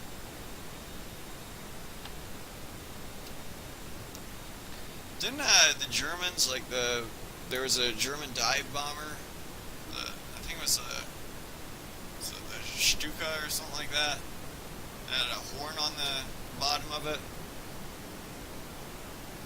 Oh, I'm not sure.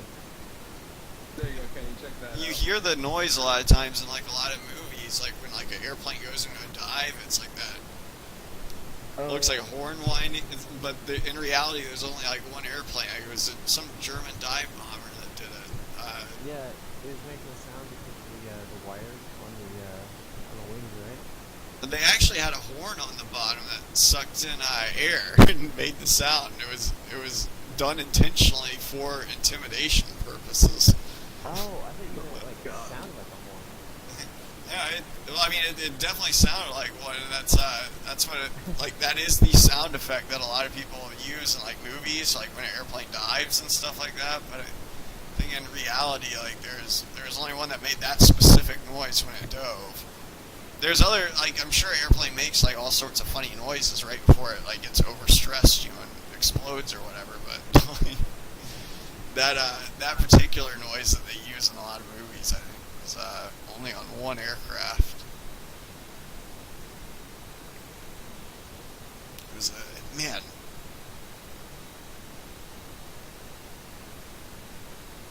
Yeah, I can't think of I can see it, like, in my head. Like, I know the airplane and everything. I, like, fixed gears, too. I think it had a crew of 2, like a tail gunner. Oh. Like a Fokker D11 or something like that? No, it was like a... Man, here, I'm going to have to Google it. Was it the triplane? No. This was World War II. It was a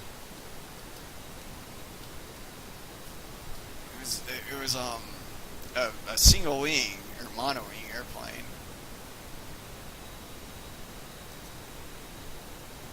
The Junkers JU-87 or Stuka. Yeah, that was the one that had horns, or that like air intake, and then like they literally designed it just for intimidation.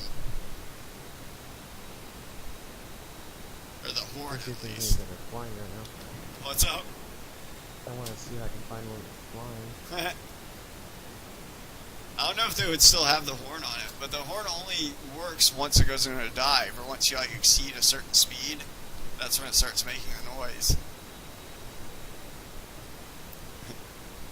But obviously they would do that, you know, when they would attack, apparently in World War II, or like that would make people really scared, I guess, whenever they would hear that, you know, like the psychological warfare value of that. I mean, it's debatable, you know, if that's...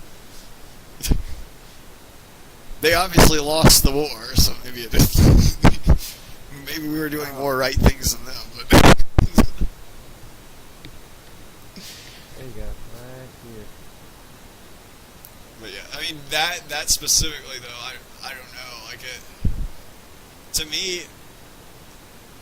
me, I don't find it all that effective, right?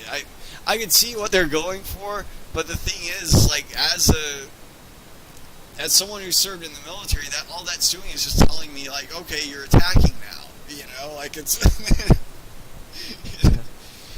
I kind of prefer, in my opinion, it's best to not let your enemies know as much information about you as possible, you know, like, or as little information as you can supply them with, and the better off you are, I guess. And telling them your airspeed by going into a dive and having a big alarm on your airplane that tells everyone in the area.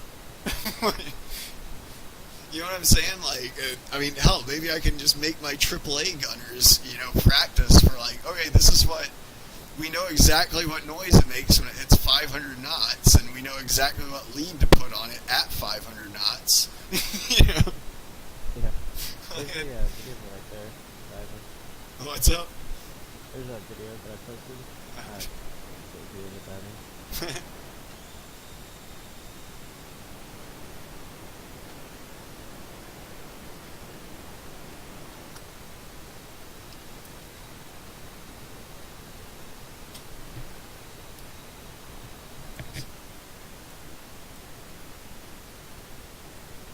Hopefully it doesn't crash anything. Oh yeah, I've definitely heard it.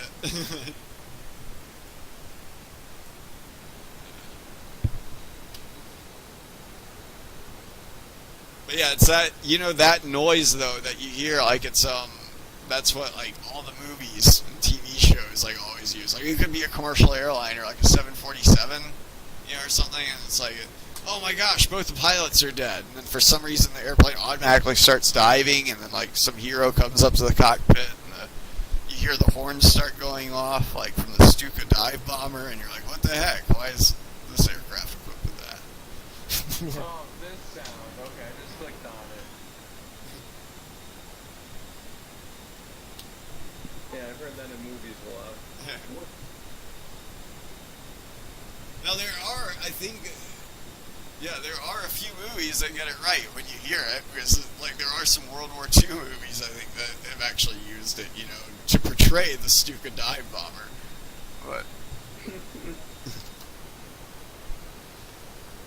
But you shouldn't really hear that noise coming from like, I don't know, many other airplanes, unless it's like at an air show and like some dude installed that specific horn on his Cessna or something like that, and somehow knows a way to make it work at a lower airspeed or something. Who knows? I'm sure you could custom make a horn that makes that noise, I guess.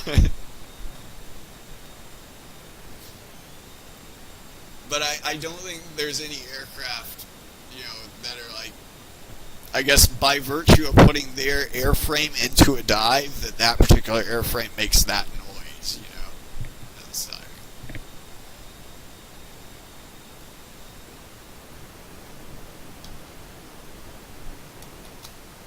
Yeah, we're getting close. Only 135 miles out now. We should actually have the ship. Yeah. Gotta tack in on the ship. ship. I'm actually gonna go a couple TC in on the ship. Roger, I'm going a couple TC in. I'm gonna be at 2,500 pounds when I get there. Yep, 2,500 as well. Man, Wait, what are you guys at? I'm 3.4. 4.4. I'm at 6.3. What the hell? Alright, Kenny, thanks. I'm in like full burns right now, just trying to get to the ship as fast as I can. Oh my god.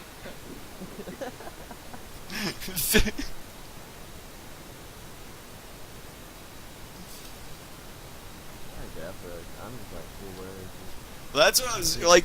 You could. I think I even mentioned that while I was trying to dodge the Sams. Was I was saying like this is gonna be a like I'm gonna have to pay for this and fuel efficiency on the way back or something. Or that's what was in my mind. Was like after like the third or fourth Sam lifted off and I was still trying to maneuver against him and I was at like inches off the deck pretty much in full burners. Least ideal circumstances, and I still had to get back up to Angels 35. And yeah, like I really didn't know if I would. I was kind of scared to look at my fuel gauge.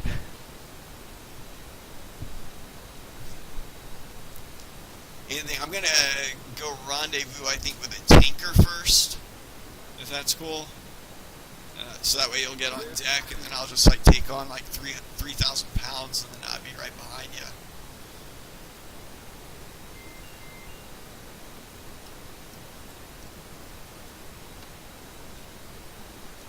I'm 115 miles from the tanker right now.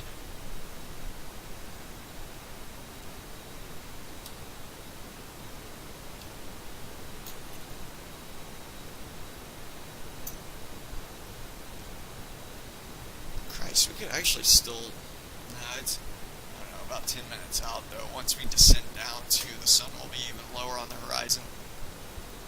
It's higher right now because we're at, freaking 5 miles above the Earth's surface. But actually wouldn't be that high if we were at, on the surface of the planet.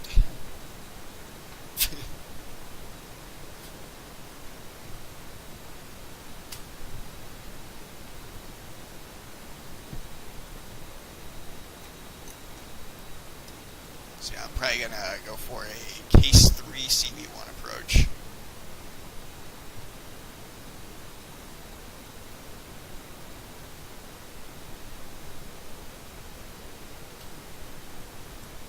Well, that goes hot for right now too. So we can spot the tanker eventually. Still 110 miles out from the tanker though.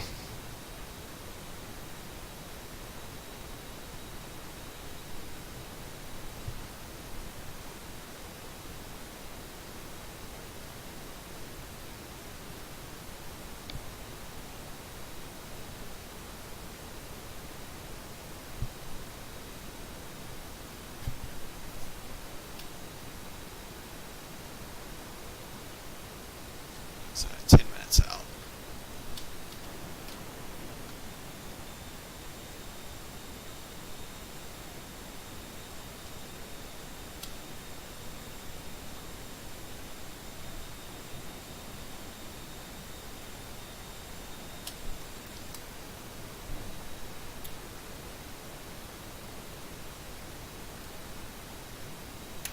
Actually, I should just be on a couple attack cam for this ship.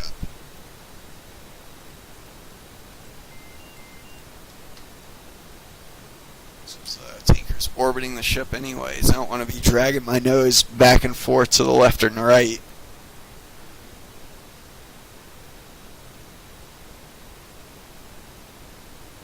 How far out are you, Kenny? If you've been at burners. 112 miles. Oh, what's that? I'm at 112 miles. Oh, okay. Yeah, I'm actually closest, I think, 104. Anthony's right behind me.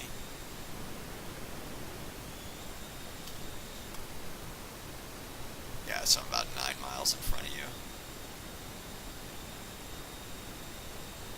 Yep, I am,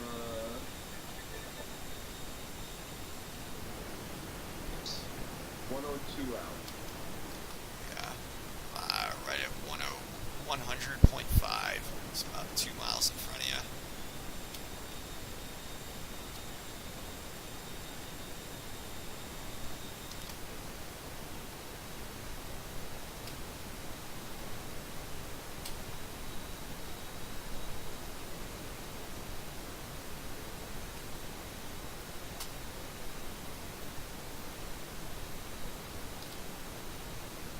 Switch to air-to-air mode for right now, because I'm going to track that tanker here in a minute.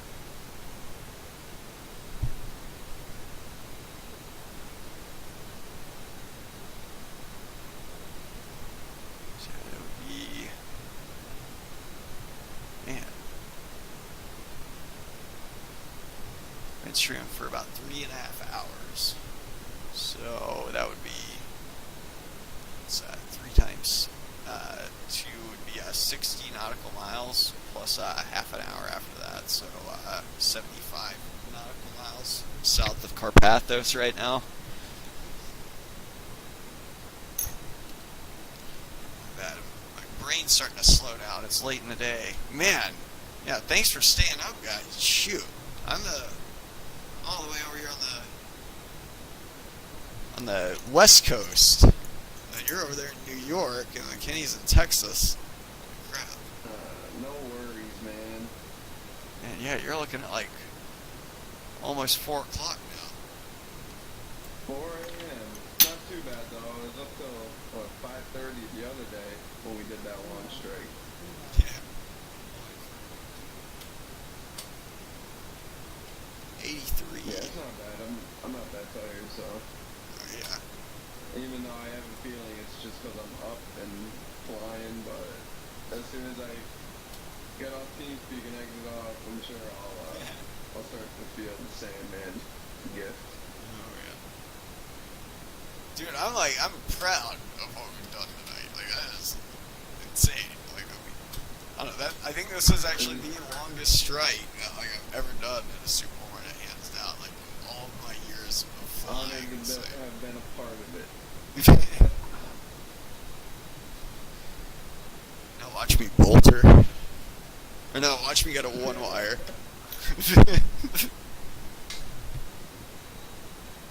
Yeah. 3, 4, 2, bolter 1.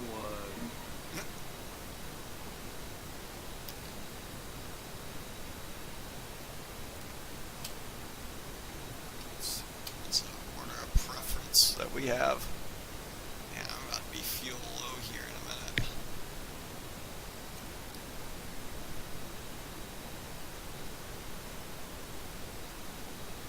How's your gas look?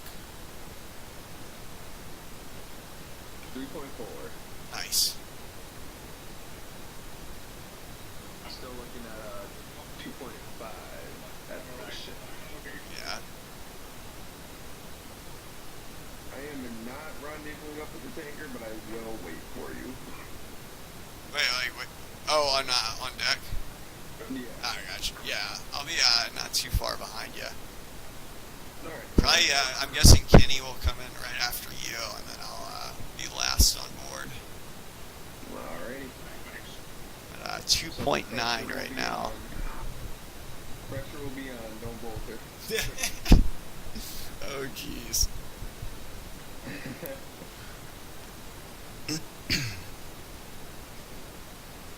Yeah, once I trap, if I remember, I want to I'll close down the server, and then we'll take a look at the TAC view real quick on stream. We'll be able to see how close those missiles came. Yeah, right? Yeah. Man.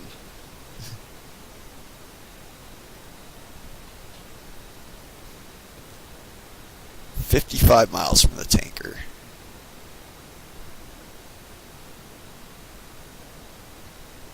Oh, do you have a BRC? Or let me get a BRC for you on the show. Right.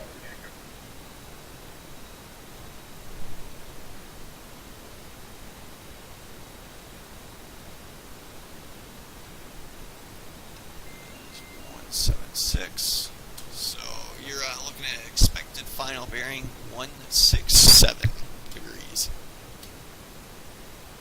Roger, final expected bearing of 167. Yeah. I think I went the long way on that. My brain is not working. What's the switch to the right of the right DDI do? IR. Oh, that is if you're using if you're feeling vintage like I am, and you like using those AIM-9 mics. That's what you.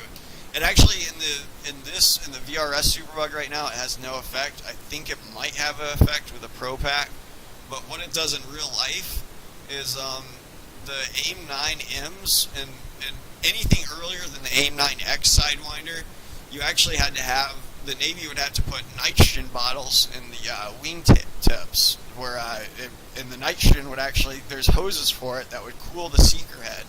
Because obviously it being an IR camera in the front of that, you need the coolest, essentially, it actually isn't glass on the front of the seeker head, it's actually germanium, which is transparent to infrared light. But it's highly polished germanium, which is cooled with liquid nitrogen, so that way you can have the best picture possible. So if you flip it up to norm, that would turn on the nitrogen bottles. So that would cool the seeker head of your AIM-9 missile. Now the AIM-9X has its own nitrogen on board. And, fun fact, Air Force uses argon. It comes in the same kind of bottles and whatnot, but they're both non-reactive gases that are very cold that do the same job.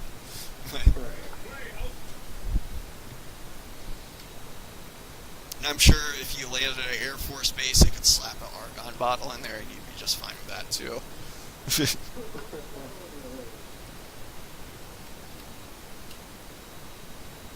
Oh, I need to undesignate this. What am I doing? I'm going to go back to nose cold. And I'm actually going to go to the tack hands. Or the tanker's tack hand. You get less money as you get older, and your birthday when you need it more when you get older.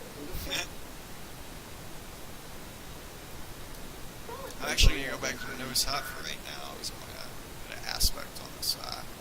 See what his aspect is. The tanker's aspect. So thanks for these 5 scratch offs that I'm not gonna fucking win on. I appreciate it, Sharon.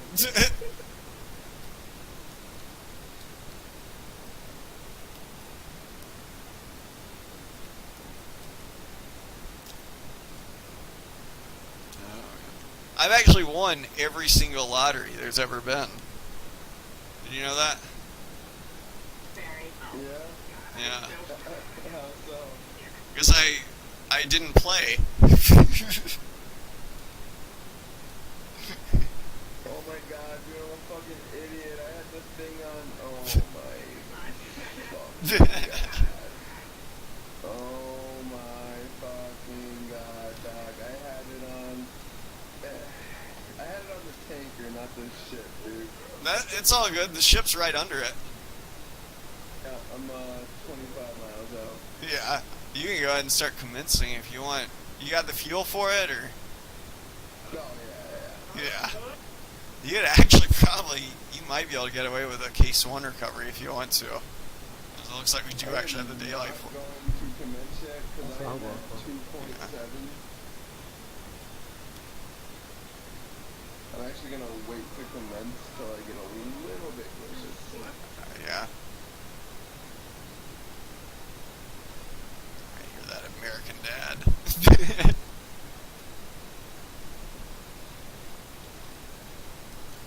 Yep, love my man Roger. My nose cold again.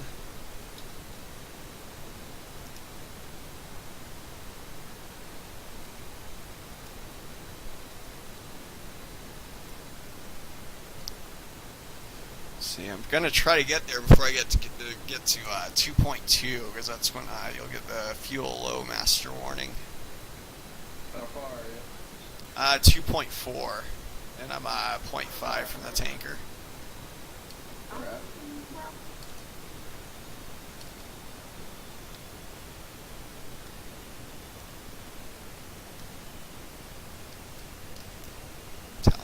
310, switch a safe nose cold, looking for 4K. Be up here for about 2 minutes. I'll commence right after disembarking. 305 commencing.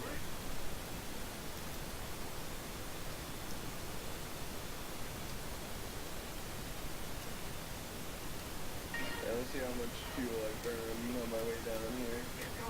Yeah, what is with me? What's that, rabies? Hang on one second, I'm gonna make sure my joystick's all centered. No, it's not. Okay, that's why it's messing up. Is anybody on final? Oh, what's that? Is anyone near the ship right now? I'm going straight in. Oh, I don't. 5 miles out, but I'm gonna do a case one, so you're good. Okay. Yeah, I'm going to do a I take one gotta as well. throw my sticker out. Shoot, no, it's still climbing. Okay. Yeah, I'm having to unplug my stick. What we were talking about earlier.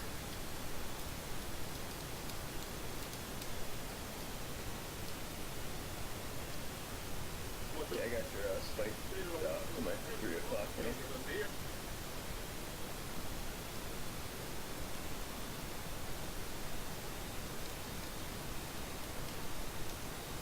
305 is over for the break.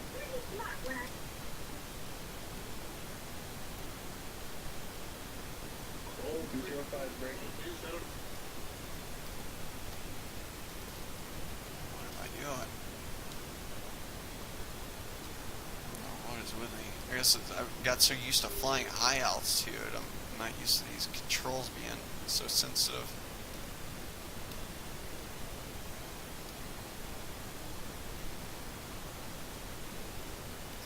Zero is receiving fuel. You flying a straight in, Kenny, or you going for the break? I'm going straight in. Or Roger, how far out are you? 2 miles. Roger. Oh, there you are, okay. I'm coming up way up and extend my download then.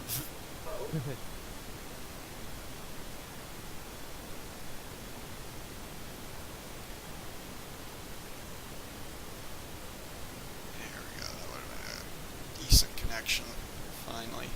Alright, I'm turning it right behind you. I'm already 5.0 or 4.9. I'm gonna go ahead and disconnect and yeah, shoot, I think if the lights are on the ship, yep, yeah, I'm gonna go case 3. Let's say. Actually, I'm not sure if they are. Yeah, they are. Yeah, you can clearly see them from here.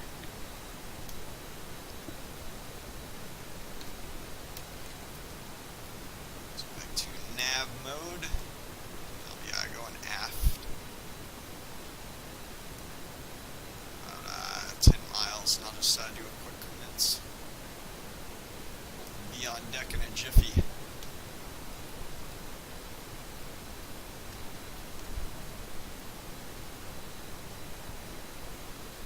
That's that crew line. Nice. Roger, There's one 3-wire.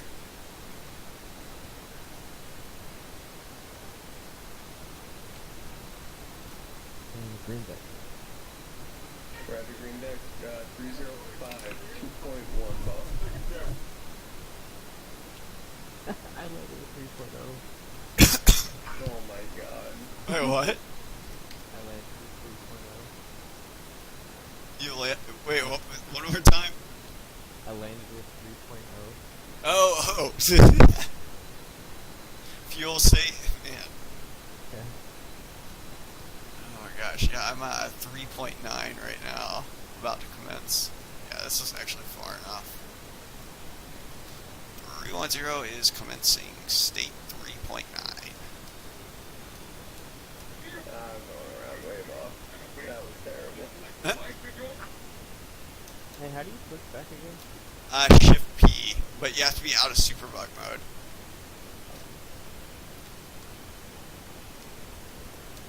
I cut power way too early on that. Oh man.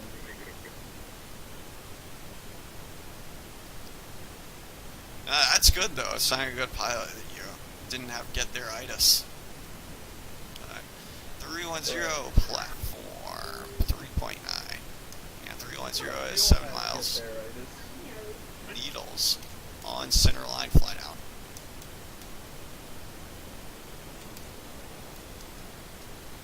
This is going to be a very short case 3.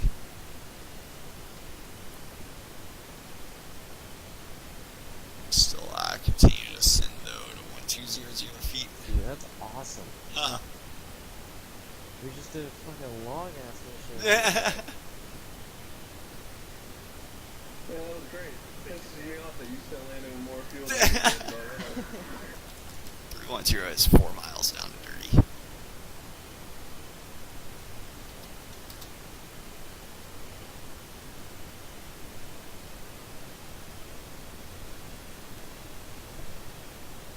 so 305 at the night. Roger. I'll be right behind you. Probably about 30 seconds.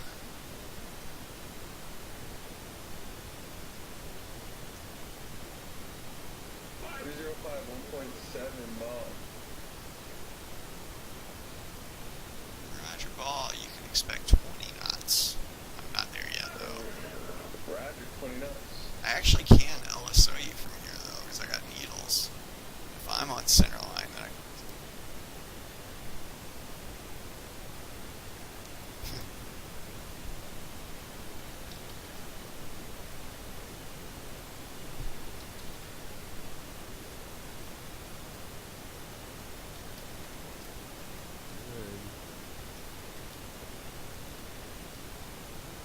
Oh, nice. Yeah. It's like it was a center line.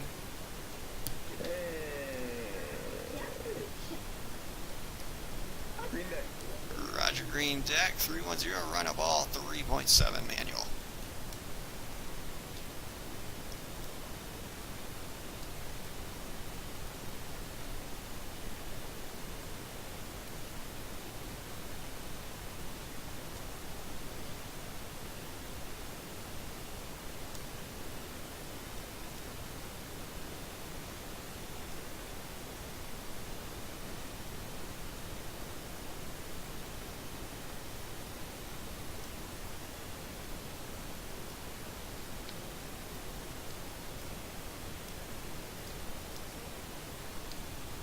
Two-wire. Dang. Nice.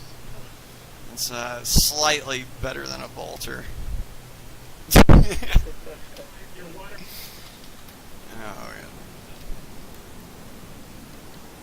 Oh, holy crap, yeah. I'll have to fit in over here, I guess, somewhere. Sorry, Doc. There's only room for real pilots, right? Roger, I'll just, here's taxi to the end of the,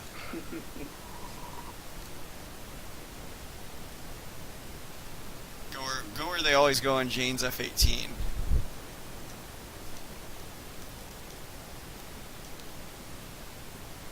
Alright.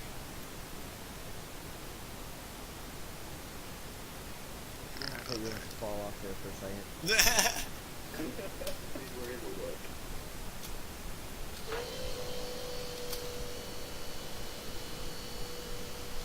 That was a successful mission. Hell yeah. Might as well go ahead and kill the power too. I think with that, I am doing that. Yeah. I'm going to kill the server if that's cool, and I actually show the attack view. That's alright. Yeah, go ahead. Yeah. I need to turn that off too. Alright, There. I'll see you guys later. Yeah, later, man. Good flying with you. That was awesome. Hey, Yeah, good thanks for flying. staying up, man. Yeah, no problem, man. Yeah. Fucking fun. Yeah, later, Hope I man. can wake up in the morning. Yeah, I'll talk to you whenever. See you whenever you get on. Yeah, hopefully I'll be on pretty quick. Alright, man. Oh, I'll be on tomorrow. Probably playing with Doc again, so. Alright, sounds good. Alright, later guys. Later, man. Yeah, if anyone is still tuned in, I'm just gonna show the attack view before we sign off here. Let's see. I'm logging in. Yeah, I think. Oh shoot! No, that doesn't show it. How do I?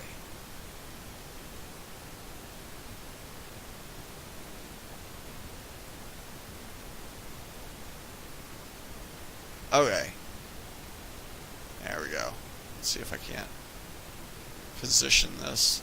That's weird. I have to reposition the window on top of where it is. Okay. Anyway, yeah, you'll see what I'm talking about if you see the stream. I've never seen that before. Okay. So it looks like we were flying en route the whole time. Here. Finally. Alright, there goes my harms. Let's see what happened to my harms.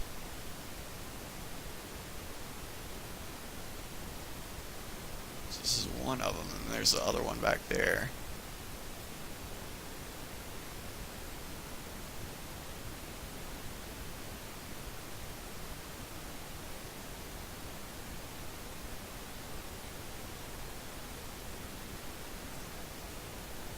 There's the other SAM site over there.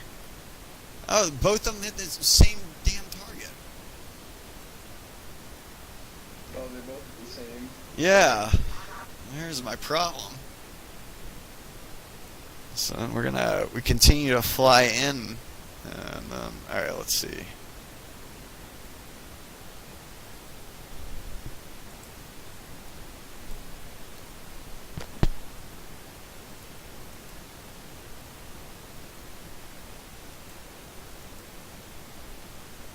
There goes my tanks. It's just Just you all watching?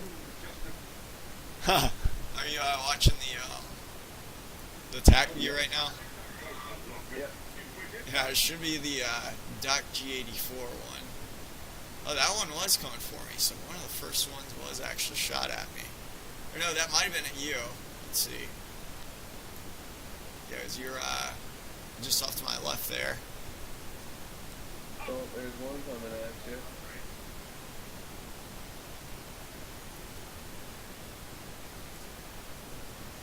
So let's see here.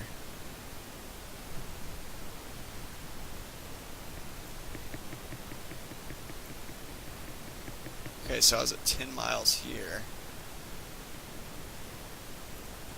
Yeah, okay, so it was that one that kept shooting at me. I thought it was this one that was on fire. So here comes the first SAM. Back into that direction. So that one wasn't too close. It's freaking out though at it. Here comes another one. First one didn't come too close, but that one went past me, and then now it's tracking you, it looks like. So you're probably getting that warning too. Yeah.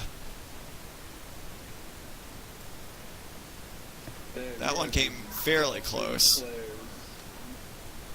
That one went right through my countermeasures, so it looks like my decoys worked. Wow.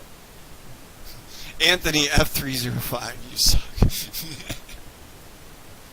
Oh, and then that one went zipped right past me. Oh, and then it just ran itself into the ground right behind me. Oh yeah, it did. Holy shit.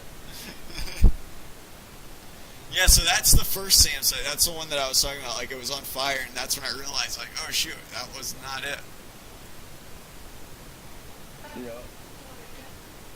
And then you can watch them launch up at me, right? Yeah, well, there it goes again.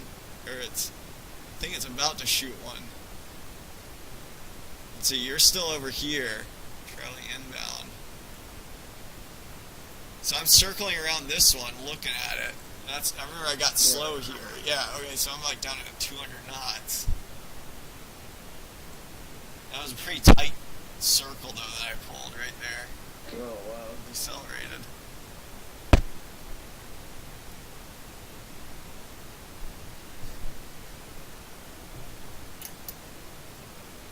Oh yeah, okay. Going for the guns? Yeah, I'm coming up for it to try to get with guns. But I did not get a good sight on any of them, I don't think, on the first run. Oh, I got a hit on something, though. One of the launchers. I got a hit on the launcher on our first run. Oh yeah, you did. So you're in a minimum range right now? Yeah, exactly. Like, I made it essentially on top of it. Yeah, so it can't shoot at you? Yeah. Oh, and there it goes again. Yeah, it just shot that Sam at you. That's when I was like, get away from it. Yeah.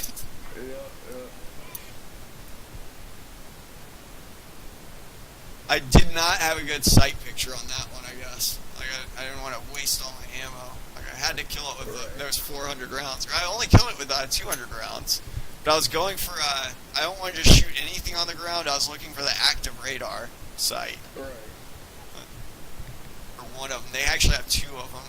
Two radar sites there. But as long as you take out one of them, then it will render them unable to shoot. Effectively, at least. Oh, there we go. Got some more hits. Let's see, I fired 24 times and got, let's see, Yep. 13 shots on target, so slightly better than 51% accuracy. Yeah, this is attack view, And agent. there goes another one. Yeah. That's what I was still like saying, like, get back from it. Mhm. There it goes again. Yeah. Oh my god. That's why I was like, I was freaking out there, thinking that you guys were about to get shot down. That's when it must have gotten destroyed. Yeah, that's when I got it. Nice. So we're gonna, yeah, that's when I started power climbing out of there, getting back up to a decent enough altitude. I just power climbed up to 18,000. I'm gonna take a look at you though. Yeah, take a look at me. You should be able to see me drop the bombs on it, I believe. Yeah. There goes your FPU 11s. Is that me you're on now? Yeah, yeah, we're looking at you.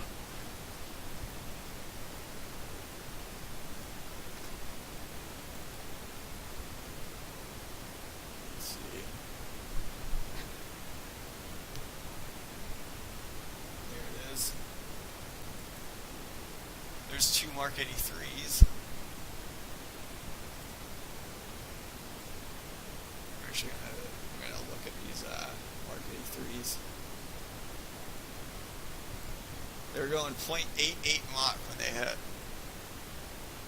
Boom. Yeah, they hit kind of after, but they still. They still looked like they took out most of the stuff. Shockwave from one of those things would have, if anyone was in that area, would have hurt them pretty bad.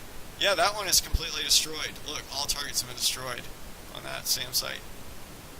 Sweet. Yeah. That was 100% accuracy on your bombs. Yeah, it could have been a little better, but as long as they hit. We're going back to the ship. I think Kenny was the first to land. Oh. That is a good looking approach. Right there. Look how level it is. You can see that, like, if you look down, like, the line, you know, or the energy band, or whatever you want to call it. Yeah. You can see. Also, he's right at... The reason it was, like, swiveled at the end there is because I was about to turn into the 90, and then I saw Kenny coming, like, right past me, and I was like, oh, shit. His AOA 7.2 is perfectly centered on the E bracket. He's slightly high, I but had to wave off the first. he's pretty much perfectly centered right now. It's a little bit slow, it looks like, but no, he's correcting for it.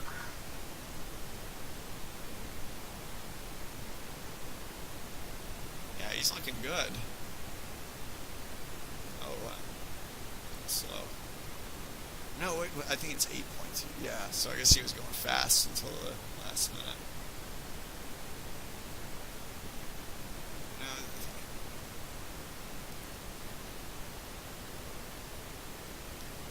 No, nice. Take a look here. I think you went around first, right? That was a good go around, I think.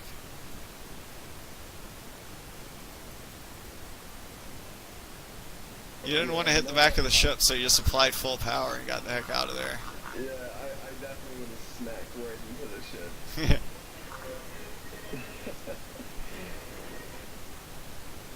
Let's see.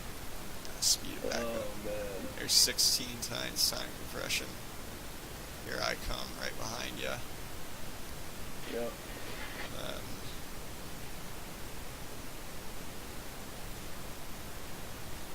Looking good. So you're a little bit fast right now, but you're probably just trying to get there. Yeah, I was just trying to get down. That's a nice, even energy band right there. So there's regular speed.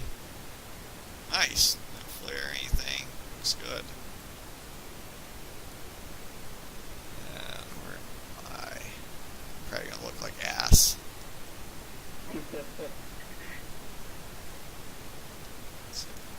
Take that off. Alright. And this is you? Yeah. Alright. What'd you catch? The 2? Yeah, 2. Yeah, same with me. It wasn't too rough. I don't think it was. Yeah, like it wasn't over 1,000. I know. That's 2 big things. Is that other line right there? Is that me? That wasn't too bad. Yeah, all these other lines, they're because the ship's still traveling forward, so it's obviously spitting out an energy band. You can take all those off though by doing that. Okay. But there's you and Kenny right there, and I was like, oh screw this, I'll just taxi over here. Oh shit. Interesting. But I appreciate anyone tuning in. We are going to call it a stream here. That is the longest range stream we've ever done on, at least that I've ever done, yeah, for Super Hornets. But thank you for tuning in. We should be back up tomorrow, probably for something a little bit shorter. But that was the longest range stream and probably the longest stream time-wise, too, that we've done. But like I said, appreciate anyone tuning in. We'll be back up tomorrow, and until next time, happy flying.